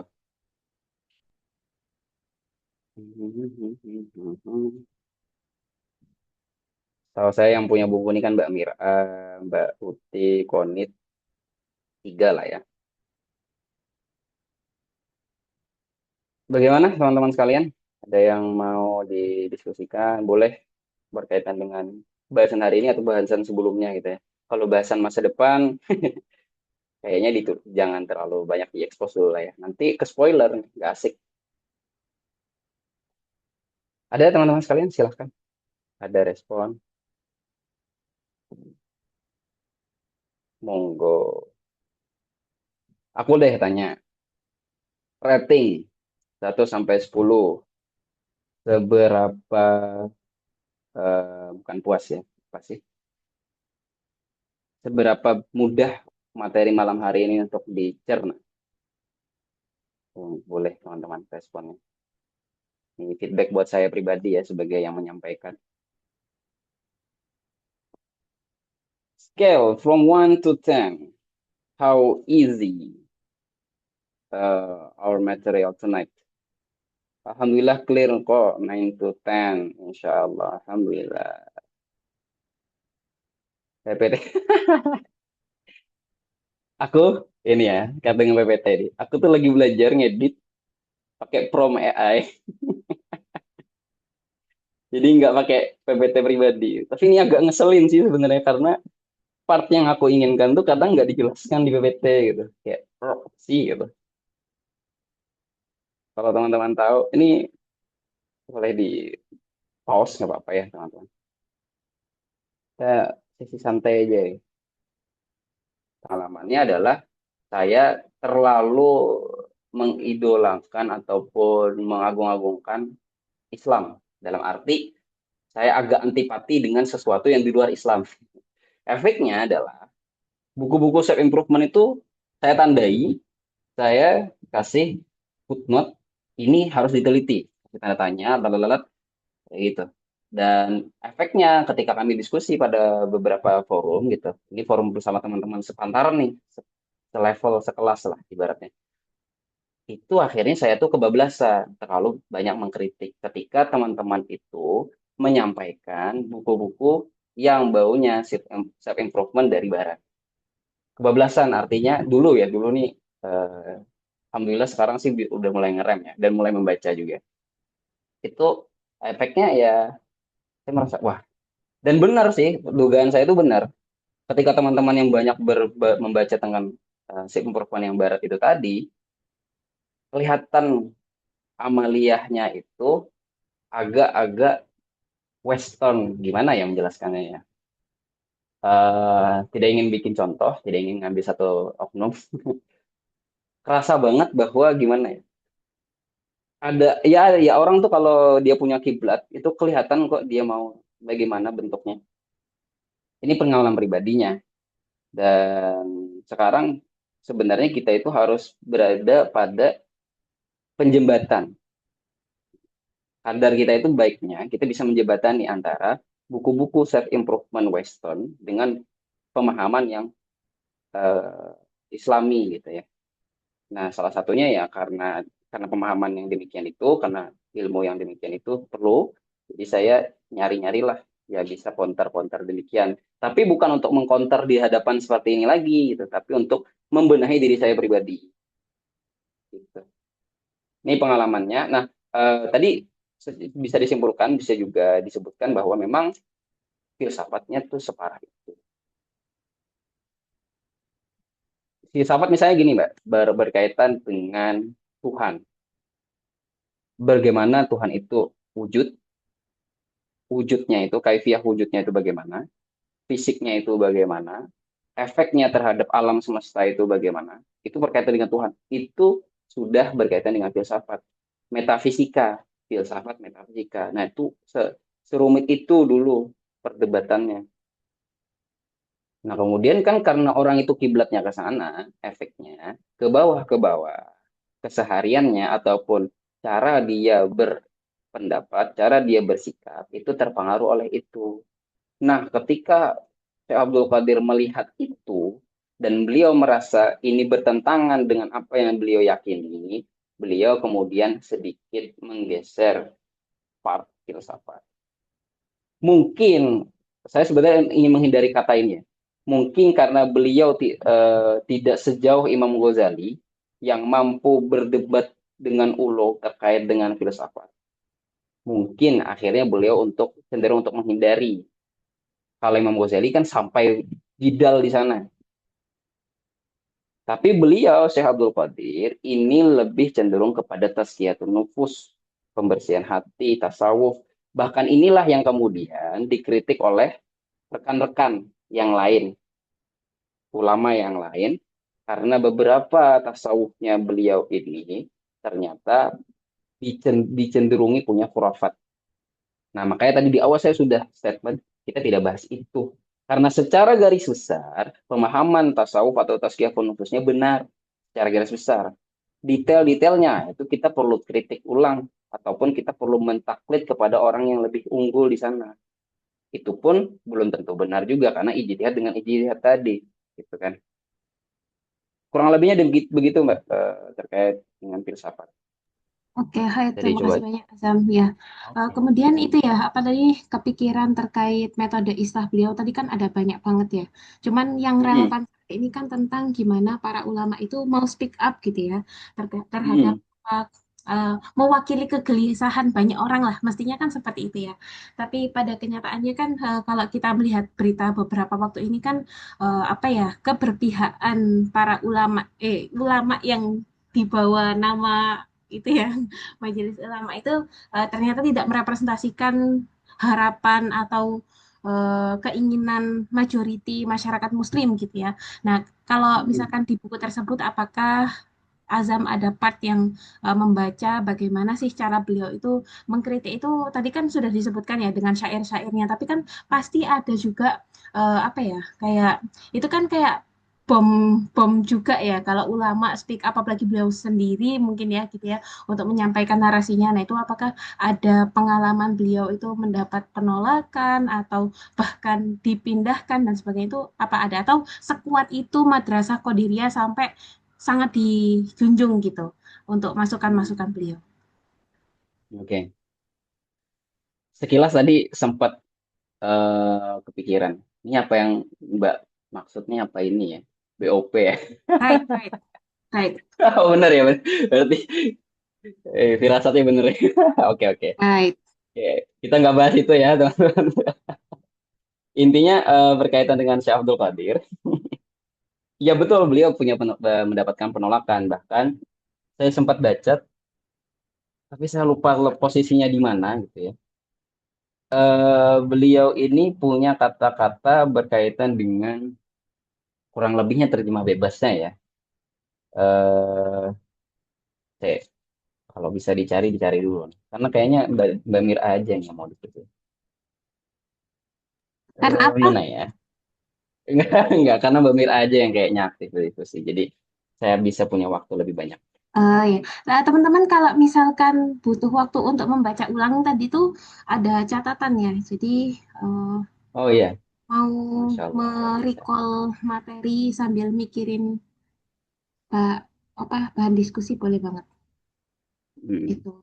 Ya sebenarnya aku gelisah banget ya apa namanya yang itu isu itu kayak apakah ulama kita itu takut gitu ya di blacklist atau diapain gitu. Nah, belajar dari beliau itu seperti apa? Mm. Beliau punya penolakan kok Mbak, tapi Hmm, saya lupa di halaman berapa. Dan penolakannya itu cukup keras. Di beberapa ulama yang lain juga mengkritik beliau gitu kan, hmm, terutama hmm. ulama-ulama yang agak cenderung dengan penguasa. Dan ada kata-kata yang terjemah bebasnya aja ya, seingat saya itu biarlah mereka-mereka yang membenci diriku gitu kurang lebihnya atas apa yang aku lakukan hari ini karena ini akan menjadi hujahku berhadap Tuhanku kurang lebihnya kayak gitu bahasanya itu. Wow, that's nice. Intinya sih beliau kayak mengekspresikan udahlah bodo amat lah gitu Hmm, orang hmm, nih mau caci apa kayak ke aku penting aku hmm, merasa ini benar aku sampaikan gitu dan beliau ini punya pengaruh yang cukup besar loh di pemerintahan gitu bukan karena hmm. beliau duduk di kursi pemerintahan tapi karena masa beliau yang banyak lalu beliau ini adalah ulama yang fakih yang alim yang tinggi derajatnya di para ulama yang lain diakui keilmuannya bahkan dua madhab mengakui Imam Nawawi kan tadi sebutkan juga begitu di misalnya halaman 206 nih di paragraf keduanya.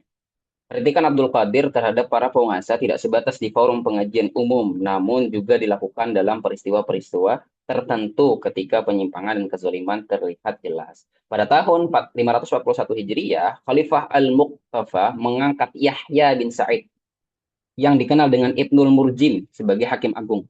Jadi ada hakim agung yang diangkat. Kenapa ini kemudian dikritik? Namun pada kenyataannya, hakim baru ini sering menzolimi rakyat, menyita harta, dan menerima suap. Banyak orang yang menulis kecaman-kecaman kepadanya dan menempelnya di beberapa masjid dan jalan raya. Jadi umat itu sudah demo ibaratnya gitu ya. Protes lah secara umum gitu di jalan-jalan di fasilitas-fasilitas umum gitu. Tetapi tidak seorang pun berani menyatakannya secara langsung kepada pemerintah. Nah, ada ulama mencatat si betul Ibnul Jauzi dan ya At-Tadifi menyebutkan dalam buku mereka bahwa Syekh Abdul Qadir memanfaatkan momentum kehadiran khalifah di masjid beliau, di majelisnya beliau, Maka ia langsung menegurnya di atas mimbar dengan begini, dengan kata begini. Engkau telah mengangkat orang yang sangat zalim untuk mengurusi kaum muslimin. Maka apa jawabanmu kelak di hadapan Tuhan semesta alam? Dengan kata-kata itu, para sejarawan dua ulama sejarawan itu tadi menyebutkan tidak lama kemudian Khalifah mencopot hakim yang bernama Yahya bin Sa'id itu tadi dari jabatan kehakiman. Itu salah satu pengaruhnya Syekh Abdul Qadir gitu di pemerintahan.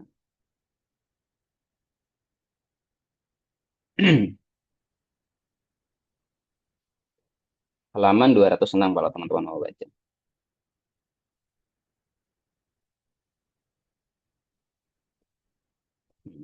Alasannya apa? Di bawah itu disebutkan. Kritikan Abdul Qadir itu diamini karena mereka tahu kesolihan, ketulusannya, dan karomah-karomahnya. Jadi, gini ya, salah satu, apa ya, ini tuh kekuasaan Allah sih menurut saya, menurutku ya. Allah itu menurunkan karomah ataupun mukjizat itu kepada umat-umat yang tuh akalnya sudah tidak waras lagi. Misalnya, Bani Israel itu kan, Allah turunkan nabi-nabi yang punya mukjizat apa ya, memberi makan nafsu ataupun harapannya Bani Israel. Kenapa? Bisa jadi, ini salah satu beberapa ulama menyebutkan itu untuk memberikan penjelasan yang nyata untuk menundukkan hawa nafsu mereka. Karena akalnya sudah tidak bisa lagi menundukkan hawa nafsu mereka pribadi. Nah, ini juga besar mungkin kemungkinan terjadi pada para ulama yang punya karomah dalam tanda kutip ya. Sedemikian hingga orang-orang itu khawatir untuk melakukan keburukan atau tidak mengikuti apa yang dilakukan atau disuruh oleh ulama tersebut. Bisa jadi kualat bahasa kitanya gitu kan. Karena adanya karomah itu tadi. Nah, ini jadi karisma ataupun metode tersendiri gitu. Wallahu a'lam, kita tidak bahas bagaimana bentuk karomahnya, apakah benar atau tidak. Tapi bagi beberapa ulama yang lain yang hidup sejenis di zaman setelahnya, itu dia diamini menjadi salah satu apa ya, karisma tersendiri dari Syekh Abdul Qadir. Sehingga politik atau pemerintah ataupun orang-orang yang eh, agak memberanikan diri untuk melawan itu jadinya ujung-ujungnya takut gitu. Bahaya nih. Nanti kalau Syekh Abdul Qadir berdoa bisa bangkrut kita. Nah, gitu. Jadi yang diserang itu sebenarnya ketuhanan mereka terhadap duniawi itu juga gitu. Kekhawatirannya di situ gitu.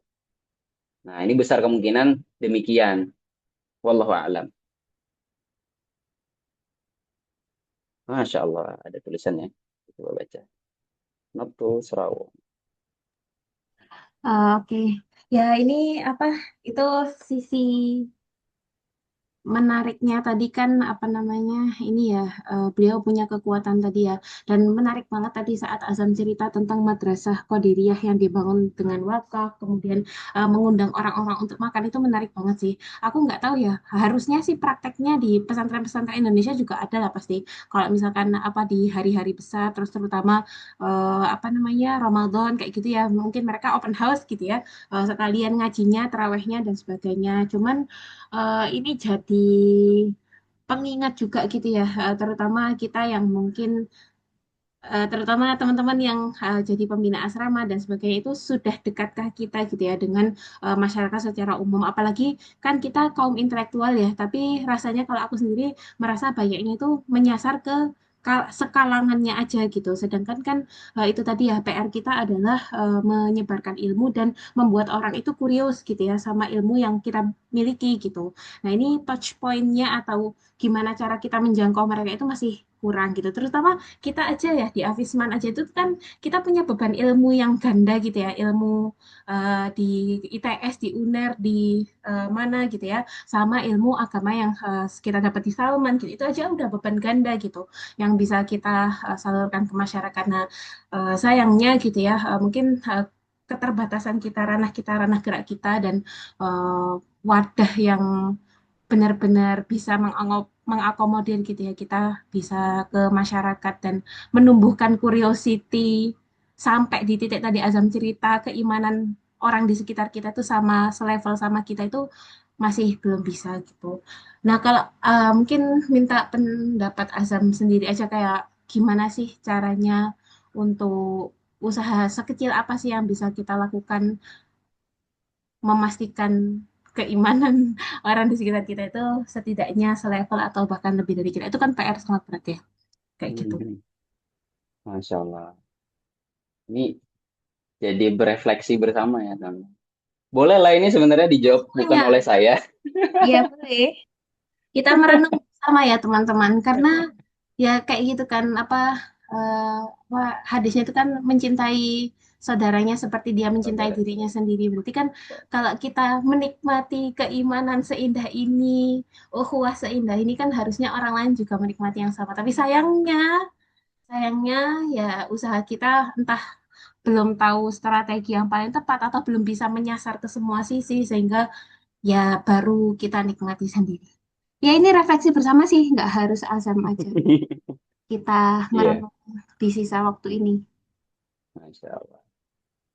Boleh nih teman-teman, aku lempar dulu lah biar kita nggak dialog berdua aja nih Mbak Mira. Nanti Mbak Mira doang yang panen. Sama saya sih terutama. Iya. Saya insya Allah panen. Yang lain bagaimana? Ada yang mau memberikan pendapat nih karena kan open question. Jadi Mm-mm, boleh mm-mm. bisa disempurnakan. Saling menyempurnakan lah lebih tepat. Monggo yang berpengalaman. Ini ada orang orang baru sih sebenarnya. Saya tidak kenal. Alfa ini siapa ya? Oh iya, Itu request materi Mbak Mira buat nanti Serawung next gak sih? siapa yang ngisi? Ah, Kang Isa kan? Oh gitu maksudnya. Itu akan jadi poin yang ditorkan ke Kang Isal. Iya kan, kemarin. Ngomong ibadah nggak cukup itu ya. Kita ibadah ngene-ngene wae. Ibadah nggak termasuk Perbaikan. ikhtiar juga sih. Ya, Ikhtiar ikhtiar. perbaikan juga. Nah, sebelum Kang Isal, Ti, menurutmu gimana, Ti? Aduh, langsung Bagus. ditembak. Deh. Eh, aku tadi kepikiran ini sih. Harusnya tuh kan kita alhamdulillah sudah ketemu Islam, ketemu Hmm. iman dan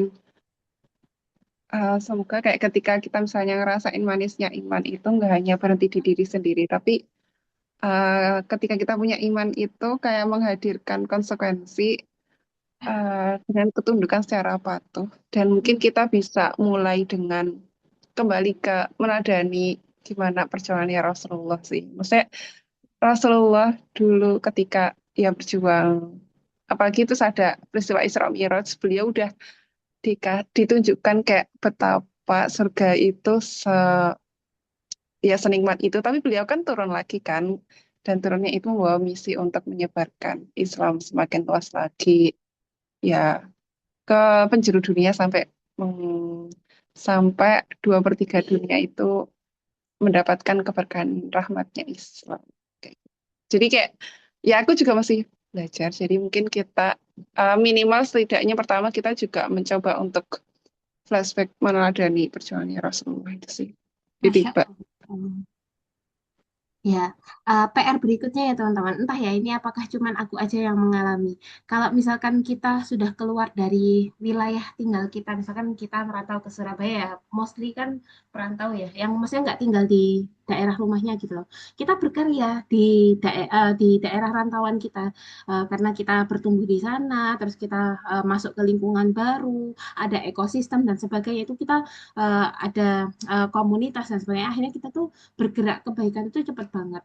Tapi dari kisahnya tadi ya, kayak misalkan mengirim murid, terus kemudian dikembalikan ke daerahnya, mengembangkan dan sebagainya, itu juga PR baru gitu. Apalagi tadi yang disebutkan Azam kan membangun RT, RW yang soleh dan sebagainya. Nah itu kayak wow, masya Allah gitu. Kalau misalkan kita di tempat baru itu sangat possible gitu, karena ya memang itu kan kelebihan dari berantau itu kan kayak gitu ya. Kita tidak apa melepaskan jubah kita yang lama gitu ya dengan jubah yang baru dan kita bisa jadi pribadi yang benar-benar baru. Tapi PR berikutnya kita juga itu adalah di tempat tinggal kita atau di tempat awalan kita yang mungkin kita hanya kunjungi beberapa kali, tapi juga memastikan tempat yang lama itu mendapatkan keberkahan dari bertumbuhnya kita di tempat yang baru itu juga PR sih. Nah, Uti sendiri ngalami nggak Ti kayak gitu Ti? Nggak apa ya? Kalau pulang itu mungkin kontribusinya nggak seluas saat di tanah rantauan gitu. Iya, itu relate banget sih. Apalagi aku juga jarang Hmm. juga. Em, tapi sebenarnya tuh mungkin kadang harusnya tuh ya, kayak kita kan bisa dikatakan sebagai kayak putra-putri daerah kan. Harusnya tuh juga Right. ditunggu kontribusinya di masyarakat gitu kan. Cuman kan Hmm. ya masyarakat, apalagi setiap daerah kan juga punya latar belakangnya masing-masing. Terus Nah, kayak ya ciri khasnya masing-masing dan hmm. yang besar juga. Menurutku itu hal yang cukup, maksudnya untuk berkontribusi itu kita juga perlu punya bekal, misalnya kayak kita punya teman-teman yang bisa diajak Hmm. dan how to Benar. kita bersosialisasi, bersosial ke misalnya orang ya para sesepuh, terus kayak para muda, ya ibu-ibu bapak, itu kan juga PR banget sih. Hmm. Hmm, hmm. Iya sih, aku iri banget sih sama orang, iri, iri dalam kebaikan ya. Maksudnya orang yang di tempat barunya itu dia bertumbuh besar, terus dia itu bisa pulang dan membawa semua yang dia punya itu untuk menumbuhkan daerah asalnya atau apa itunya. Ya apa karena itu tadi ya perbedaan, ya banyaklah perbedaan yang membuat kayak nggak bisa tumbuh Iya, besar. itu butuh pendekatan juga sih. Em, Misalnya ini berkaitan juga dengan tradisi atau kebiasaan masyarakat, entah Hmm, termasuk ormas-ormas juga itu harusnya kita juga itu sih. Mm-mm. aware akan hal itu sih. Misalnya Nah, kayak di sini itu sih kalau PR-nya. mm-mm, gimana? Ya itu ormas itu kayak misalkan perbedaan gitu ya, itu membuat kita oke dia sudah S2 tapi nggak sama pemikirannya dengan kita gitu ya, dari apa, dan kebutuhan mereka pun nggak terdefine gitu ya, mereka kebutuhannya apa yang bisa tak penuhi. Kalau tiba-tiba aku buat sosialisasi zakat gitu ya misalnya, itu Mm-mm. kayaknya juga not needed gitu ya di masyarakat setempat gitu, jadi kayak ya.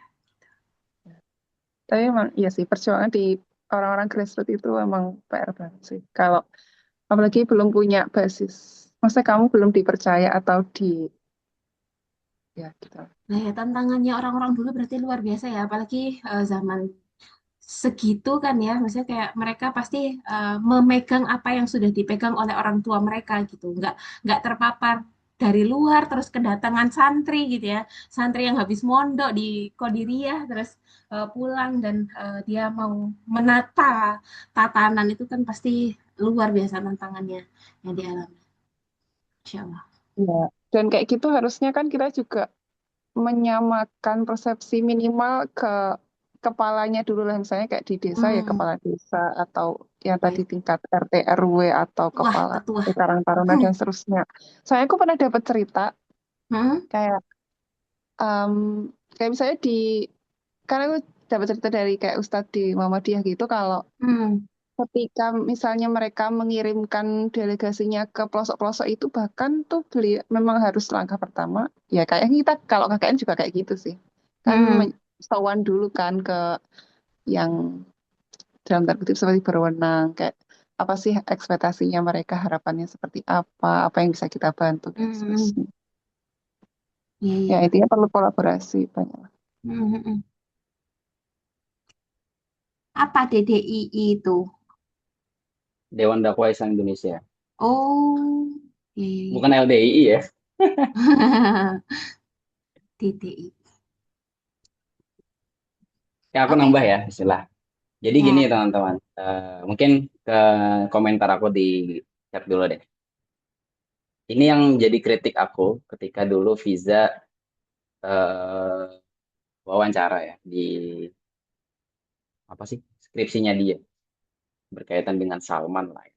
Ketika aku sempat mengkritik bagaimana Salman hari ini gitu. Tidak seperti yang aku bayangkan dari jejak leluhurnya. Terutama dari bagaimana Salman itu ternyata nggak segitunya banget kok kader-kadernya punya keilmuan yang mumpuni gitu. Tapi justru akhir-akhir ini Salman itu lebih ke karya dan juga sosial. Which is ini tidak salah secara secara total gitu tidak. Itu benar juga. Tapi juga diperlukan pemahaman yang baik sehingga strategi-strategi dakwah itu benar. Nah, Muhammad Natsir itu dulu hidupnya di daerah Jawa Barat. Beliau bikin ormas bernama Dewan Dakwah Islam Indonesia.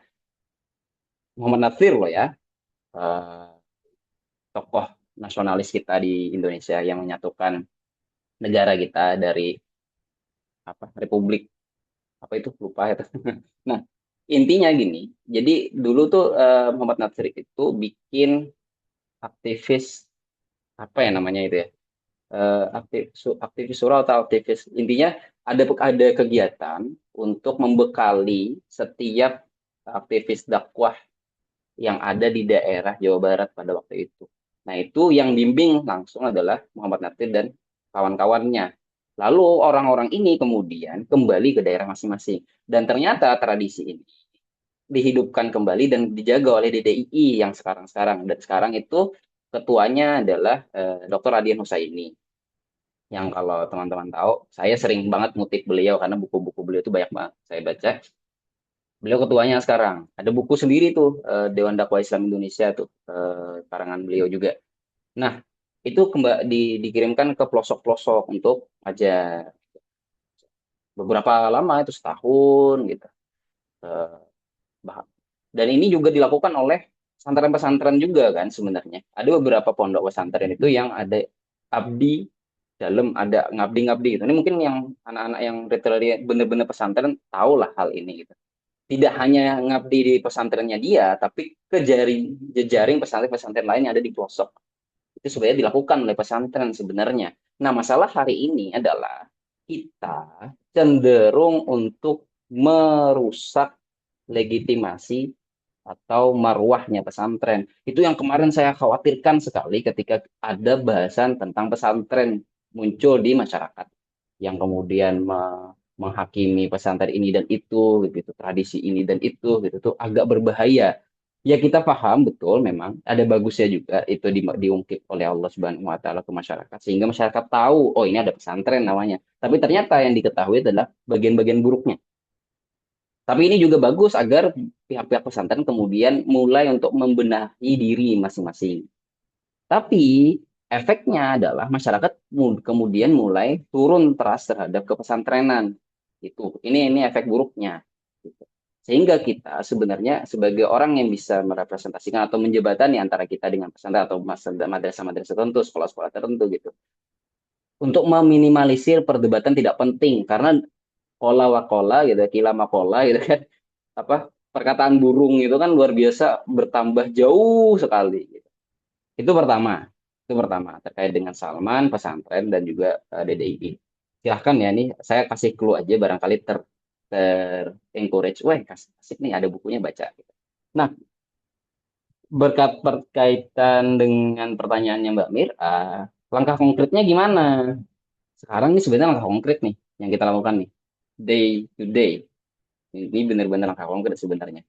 Apa? Menyiapkan orang-orang yang punya kemampuan intelektual yang baik, punya kemampuan untuk berpotensi berkarya di masyarakat.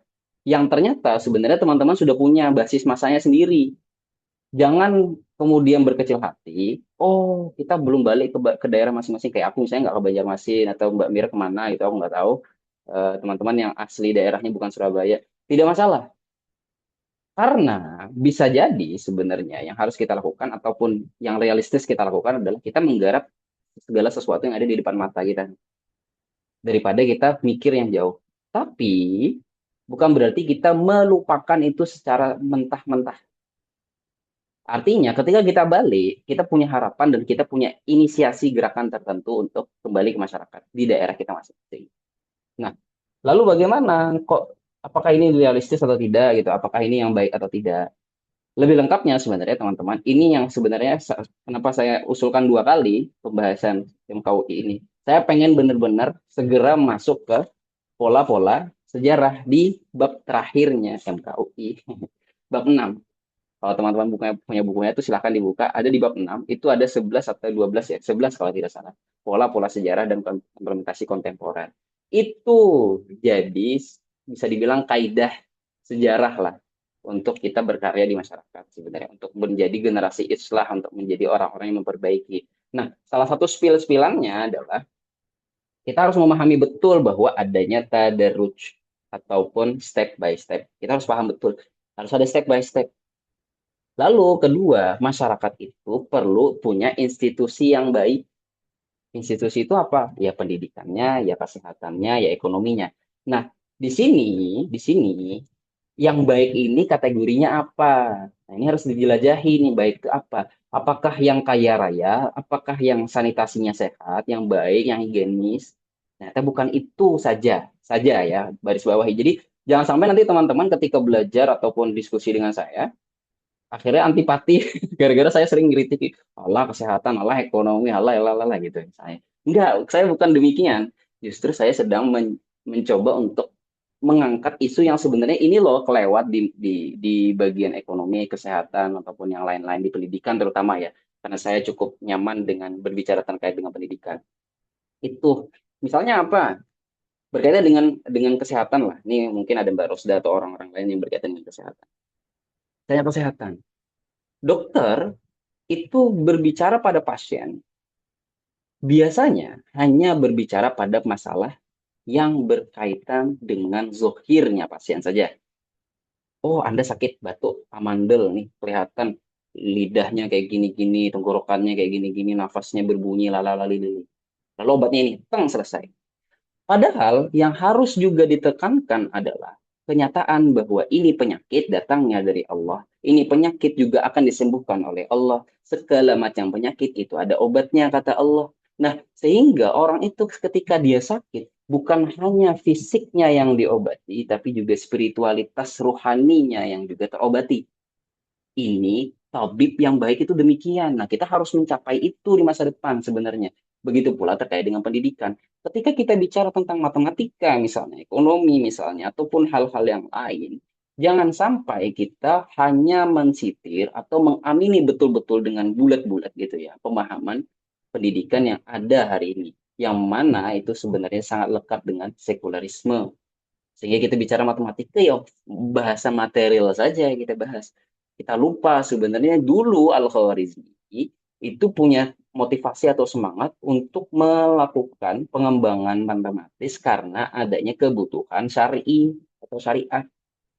Nah, bagaimana caranya kemudian kita mengencourage anak murid kita agar mereka punya kesadaran itu bukan pada tataran mengawali ibadah, mengawali belajar dengan berdoa saja. Lalu di pertengahan perjalanan, mereka lupa akan Tuhan, belajar matematik atau belajar fisika, tang tang tang tang tang tang. Diakhiri dengan doa. Itu udah bagus, tapi belum cukup sebenarnya. Karena yang lebih baik adalah di tengah-tengah itu materinya pun bisa dikaitkan dengan ketuhanan, agamanya. Sehingga mereka itu sadar betul bahwa agama itu tidak bisa dilepaskan. Nah, itu pelajaran apa ya yang baiknya kita lakukan gitu dimanapun kita berada. Sehingga sesederhana ini sih sebenarnya mudahnya ya. Kalian ngerasa nggak kalau kita tuh ngumpul sama orang-orang soleh, orang-orang alim ulama, bercandanya mereka, obrolannya mereka, itu semuanya mengandung hikmah dan pelajaran. Sering kalinya demikian. Tidak 100%, tapi adalah nanti bahasa-bahasa kayak gitu. Nah, bagaimana pula kita bisa menularkan itu di teman-teman kita, menularkan itu di orang-orang lain, orang-orang terdekat kita. Ujungnya harapannya adalah sesederhana kita ngomong agama nggak ada yang antipati, nggak ada yang tutup telinga, nggak ada yang menghindar. Itu loh yang harus kita lakukan tuh. Lalu bagaimana caranya? Nah, berkaitan dengan kaifiyah ini atau step by step atau metodologi ini, metode itu banyak sekali lagi. Yang hari ini kita pelajari adalah MKUI. Ini salah satu metode dan kaidah ya. Meskipun cukup besar kaidahnya di sini. Silahkan lakukan metode apapun itu yang kalian tahu, yang kalian bisa, kalian kuasai. Silahkan. Salah satu yang menjadi eh, penekanan dari guru kami adalah jangan mudah untuk menghakimi orang lain dan jangan mudah untuk benci terhadap orang lain. Kalau teman-teman peka, apa yang saya kirim di grup itu kan ada eh, apa kalimat antara murid dan murid, antar murid, sorry, antar murid tuh. Coba kita baca deh ya sekalian. Saya kalau ngirim sesuatu tuh ada tujuannya. nih boleh dieling-eling ya. Aku mau apa ngirim-ngirim opo nah, itu aslinya ada harapannya, ada titipan niat dan doa di sana sebenarnya. Misalnya di sini di foto yang terakhir tuh, mengenai hubungan antar murid, Syekh Abdul Qadir mewajibkan seluruh pelajar dan muridnya agar bergaul dengan sesama temannya dengan penuh rasa empati, peduli dan saling memaafkan. Isinya apa? Muamalah antar mereka harus dibangun berdasarkan kriteria berikut. Satu, seorang murid harus melayani seluruh kebutuhan kawan-kawannya dan berusaha mencukupi seluruh keperluannya. Wih, detail banget nih, inti banget nih. Apa? Sangat praktikal gitu. Untuk kelebihan juga sebenarnya. Nah, dua, tidak menganggap dirinya berhak mendapatkan sesuatu dari temannya dan tidak menuntut apapun darinya. Nah, ini sering kita sebut ya. Hubungan masyarakat itu dua. Ada pelaku, ada penerima, subjek objek. Kita harus benar-benar memahami diri kita itu, kita berada di mana. Jangan sampai kita sebagai subjek melakukan niatan ataupun perilaku yang harusnya dilakukan oleh objek. Misalnya di kondisi nomor satu, satu itu punyanya siapa? Punyanya subjek, pelaku, orang yang punya harta. Tapi jangan sampai itu spiritnya dilakukan oleh si objek penerima harta atau penerima bantuan. Sehingga dia bilang, berhujahlah dia. Oh, kan kata Syekh Abdul Qadir, setiap murid itu harus melayani kebutuhan kawan-kawannya. Lah, aku kok nggak dikasih? Aku kok nggak dilayani?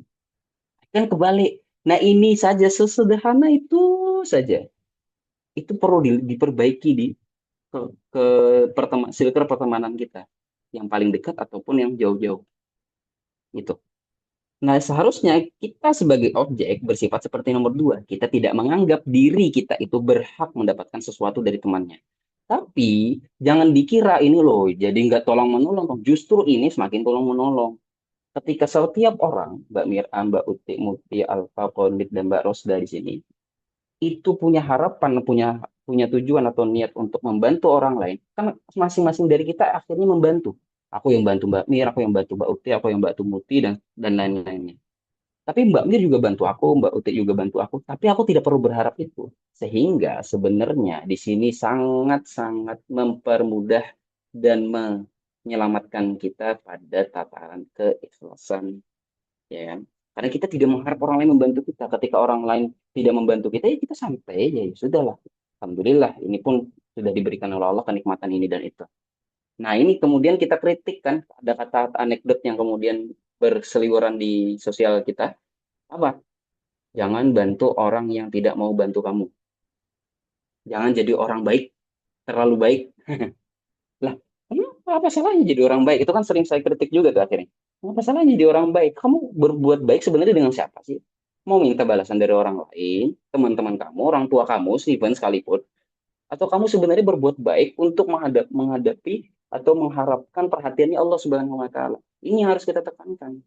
Sehingga ketika orang lain tidak berbuat baik kepada kita, ya kita tidak masalah. Kita karena transaksi kita kepada Allah, transaksi kita kepada Tuhan kita, bukan pada teman kita.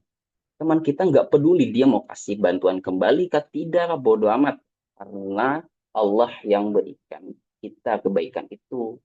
Dan kita punya kelebihan, ya kita salurkan. Gitu. Ketika Allah takdirkan atau Allah gerakkan hati orang itu untuk membantu kita kembali ketika kita berada dalam kondisi berkebutuhan, ya berarti itu adalah benefit tambahan. Yang jelas kita sudah tercatat oleh Allah sebagai orang-orang yang dermawan. Kemarin kan kita buat yang ikut diskusinya kami gitu ya. Kebanyakan tujuan-tujuan dari standar keislaman itu, dari tujuan-tujuan ibadah itu, keberhasilannya apa? Keberhasilannya itu fi'il. Misalnya syahrul Ramadan alladzi unzila fihi al-Qur'an hudal linnasi wa bayyinatin minal huda wal furqan. Sorry. Kutiba alaikumus syiyamu kama kutiba alal ladzina min qablikum. Ujungnya apa? La'allakum tattaqun. Tattaqun itu fi'il. Jadi orang yang bertakwa gitu. Jadi orang yang dermawan, jadi orang yang mabrur. Sifatnya itu si fi'il dan sifat rata-rata. Bukan malah material, bukan malah masdar ataupun sesuatu yang sifatnya terlihat. Bukan. Karena hal itu semua sebenarnya kita kembalikan kepada Allah. Ini sedikit ya mengkoreksi yang kemarin. Ketika Mbak Mbak sekalian itu ngomong usaha tidak mengkhianati hasil, kemudian kemudian ditafsir atau didetailkan, oh ya nggak masalah kan, tidak selalu 100% hasil itu didapatkan. Kepat ini cukup selamat, tapi belum selamat 100% karena kadang-kadang akhirnya kita punya harapan terlebih. Loh, kan ya Allah, aku sudah berlaku ini, aku berbuat ini, aku beramal ini, aku melakukan ini dan itu gitu. Kok Allah tidak kasih? Nah, pertanyaan itu tidak layak dipertanyakan. Ketika kita berasa kecewa ketika hasil yang kita dapatkan tidak sesuai yang kita inginkan. Makanya kemarin kami menawarkan satu pemahaman baru, yang sebenarnya bukan baru ya, saya mengutip kembali saja, bahwa usaha itu urusan manusia, karena itulah yang diwajibkan kepadanya. Karena itulah bentuk pengabdiannya kepada Allah. Liya'budullah itu tuh bentuk pengabdiannya gitu. Sedangkan hasil itu adalah haknya Allah. Allah kasih berapa, kayak 0, kayak 10, kayak 100, kayak, atau bahkan lebih dari 100% seperti yang kita akali. Makanya saya sering sekali ngomong, jangan dihitung, jangan dihitung, jangan dihitung. Karena ketika kita tidak menghitung, Allah itu akan berikan ganjaran yang lebih bi ghairi hisab. Ketika kita tidak menghitung, kita bisa jadi orang yang sabar, terkategori sebagai orang yang sabirun atau orang-orang yang sabar. Ketika kita sabar, maka kita dapat pahala ajrahum bil ghairi hisab. Wallahu taala alam. Hal-hal yang sesederhana itulah. Nah, itu sudah dikritik di pola pertama itu sebenarnya, bahwa sehat atau sakitnya suatu masyarakat tergantung pada sehat atau sakitnya pemikiran yang berkembang pada masyarakat tersebut. Jadi saat ini PR kita adalah kita membenarkan pikiran kita dulu. Lalu kita membenarkan pikiran orang-orang lain di sekitar kita sambil melakukan hal-hal yang sifatnya zohir yang tadi bisa membuat orang itu cenderung atau nyaman dengan kebaikan-kebaikan. Wallahu taala. So, ya segera ya biar kita bisa, mudah-mudahan esok ada yang mau jadi pengisi biar saya tidak ngisi lagi. Saya pengen banget mendengarkan ini tuh dari sudut pandang teman-teman. Pengen lah biar saya tahu, oh saya ini salahnya di sini, saya ini kurangnya di sini. Pengen banget gitu biar teman-teman tuh bisa nyeramai saya, ini kok aku tok sing nyeramai, kualat kok ono sing luwe aku loh. Wallahu a'lam. Gitu ya teman-teman sekalian, mungkin ada satu kata terakhir sebagai kesimpulan. Ada yang mau bikin kesimpulan nggak teman-teman sekalian, atau mau hikmah apa untuk agenda kita malam hari ini? Boleh. Muti mungkin, Konit mungkin, Mbak Ros mungkin yang belum speak up hari ini. Gimana Mut? Tadi kirim jempol berarti hadir. Bagus, hadir. Yuk, 5 menit aja. Sekilas terakhir. Gak bisa Mas kalau bikin kesimpulan. Yes, apalah kamu mau menjelaskan. Kalau aku sukanya di bagian ini Mas, aku baru tahu bagian ini Mas, aku ternyata kurangnya ini. Boleh mengakui kesalahan atau mengakui kekaguman yang, oh ternyata salahnya di sini atau benarnya di sini, boleh. Boleh kok. Kalau aku di bagian ini tadi sih yang soal eh, kayaknya Mas Zaki itu sempat ngomong kalau misal kita ada nasihat gitu kan yang kalau kita itu menuntut ilmu tuh dengan nafsu gitu, nafsu ilmiah. Awalnya tuh aku sempat mikir kalau misal, loh, bukannya nggak boleh ya kalau misal menuntut ilmu dengan nafsu ilmiah karena itu kan kesannya kayak kita hanya ingin memuaskan otak kita sendiri gitu. Nah, tapi setelah nyimak sampai akhir tuh baru tahu kalau ternyata eh, bukan itu yang dimaksud dengan nafsu ilmiah. Jadi, oh mungkin ada sedikit miss yang dari informasi yang sebelumnya tak dapatkan juga. Jadi, ya itu sih part yang menarik menurutku, Mas. Masya Allah. Baik, baik, baik, baik. Cukup ya, teman-teman. Makasih terutama Muti, atas impressionnya buat agenda pemateri malam hari ini. Sebelum kita tutup, kayaknya akan lebih baik kita tunjuk sekarang ya pemateri berikutnya biar bisa bersiap dan juga ada kepastian, nggak nanya-nanya lagi. Yang punya buku siapa? Mbak Mir, Mbak Uti, ya kan? Komit. No.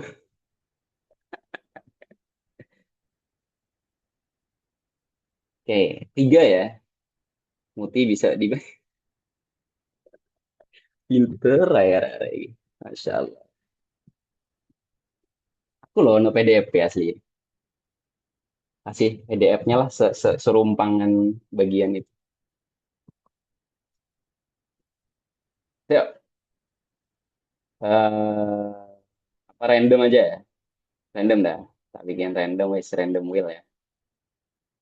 Iya, random ya. Gak ada yang mau mengajukan diri. Biasanya kalau mengajukan diri itu lebih siap dan lebih matang. Saya mundur dulu deh. Ada yang mau mengajukan diri nggak? Bahwa meski yang punya buku ataupun tidak punya buku, karena tadi ada opsi untuk dipinjamkan, dikasih pinjaman. Saya itu mundur ya. 10, 9, 8, 7, 6, 5, 4, 3, 2, 2, 2,5. Ayo, ada yang mau mengajukan diri. Kasih saya gitu. Me, I want, I will. Satu. No, alah kau no. Tak random ya. Berani.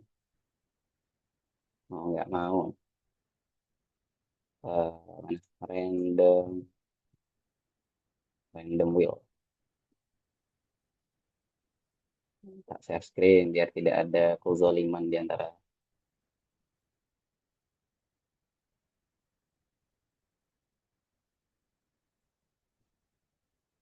Kelihatan?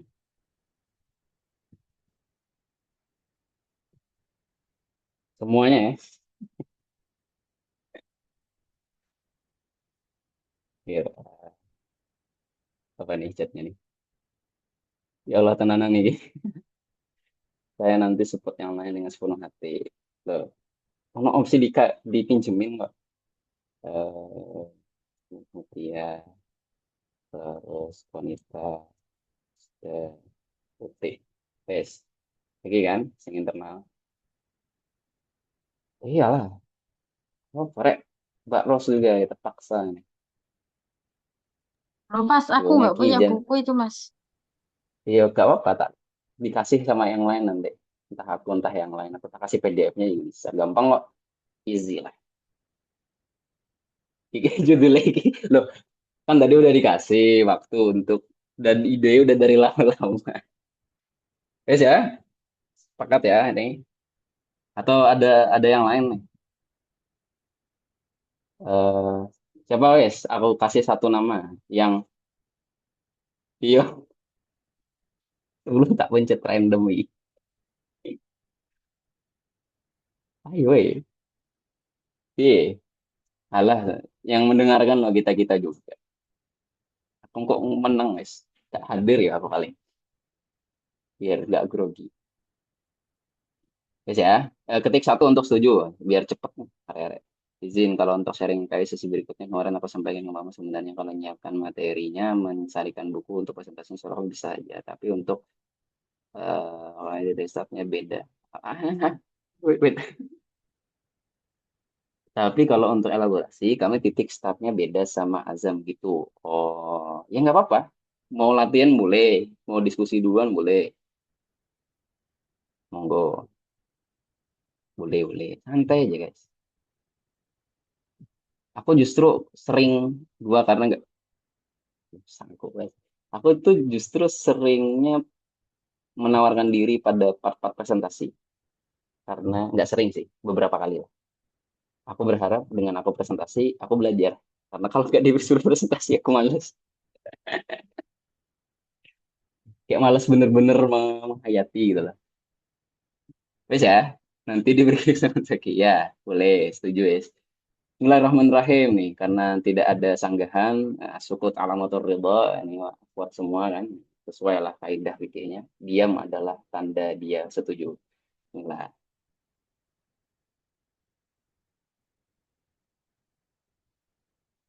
Oke, harus menunggahi harus.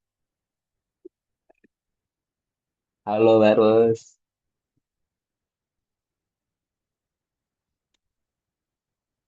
halo Barus. Jadi hadir tidak ya? Gimana Rek? Menurut teman-teman? Iki di pause lah Rek. Ini,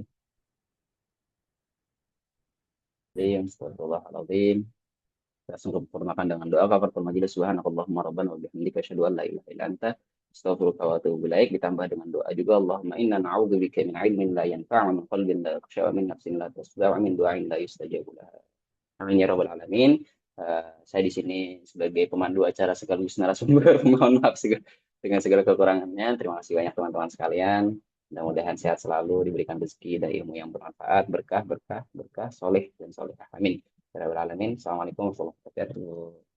Waalaikumsalam warahmatullahi wabarakatuh. Jazakumullah khair Azam teman-teman semuanya.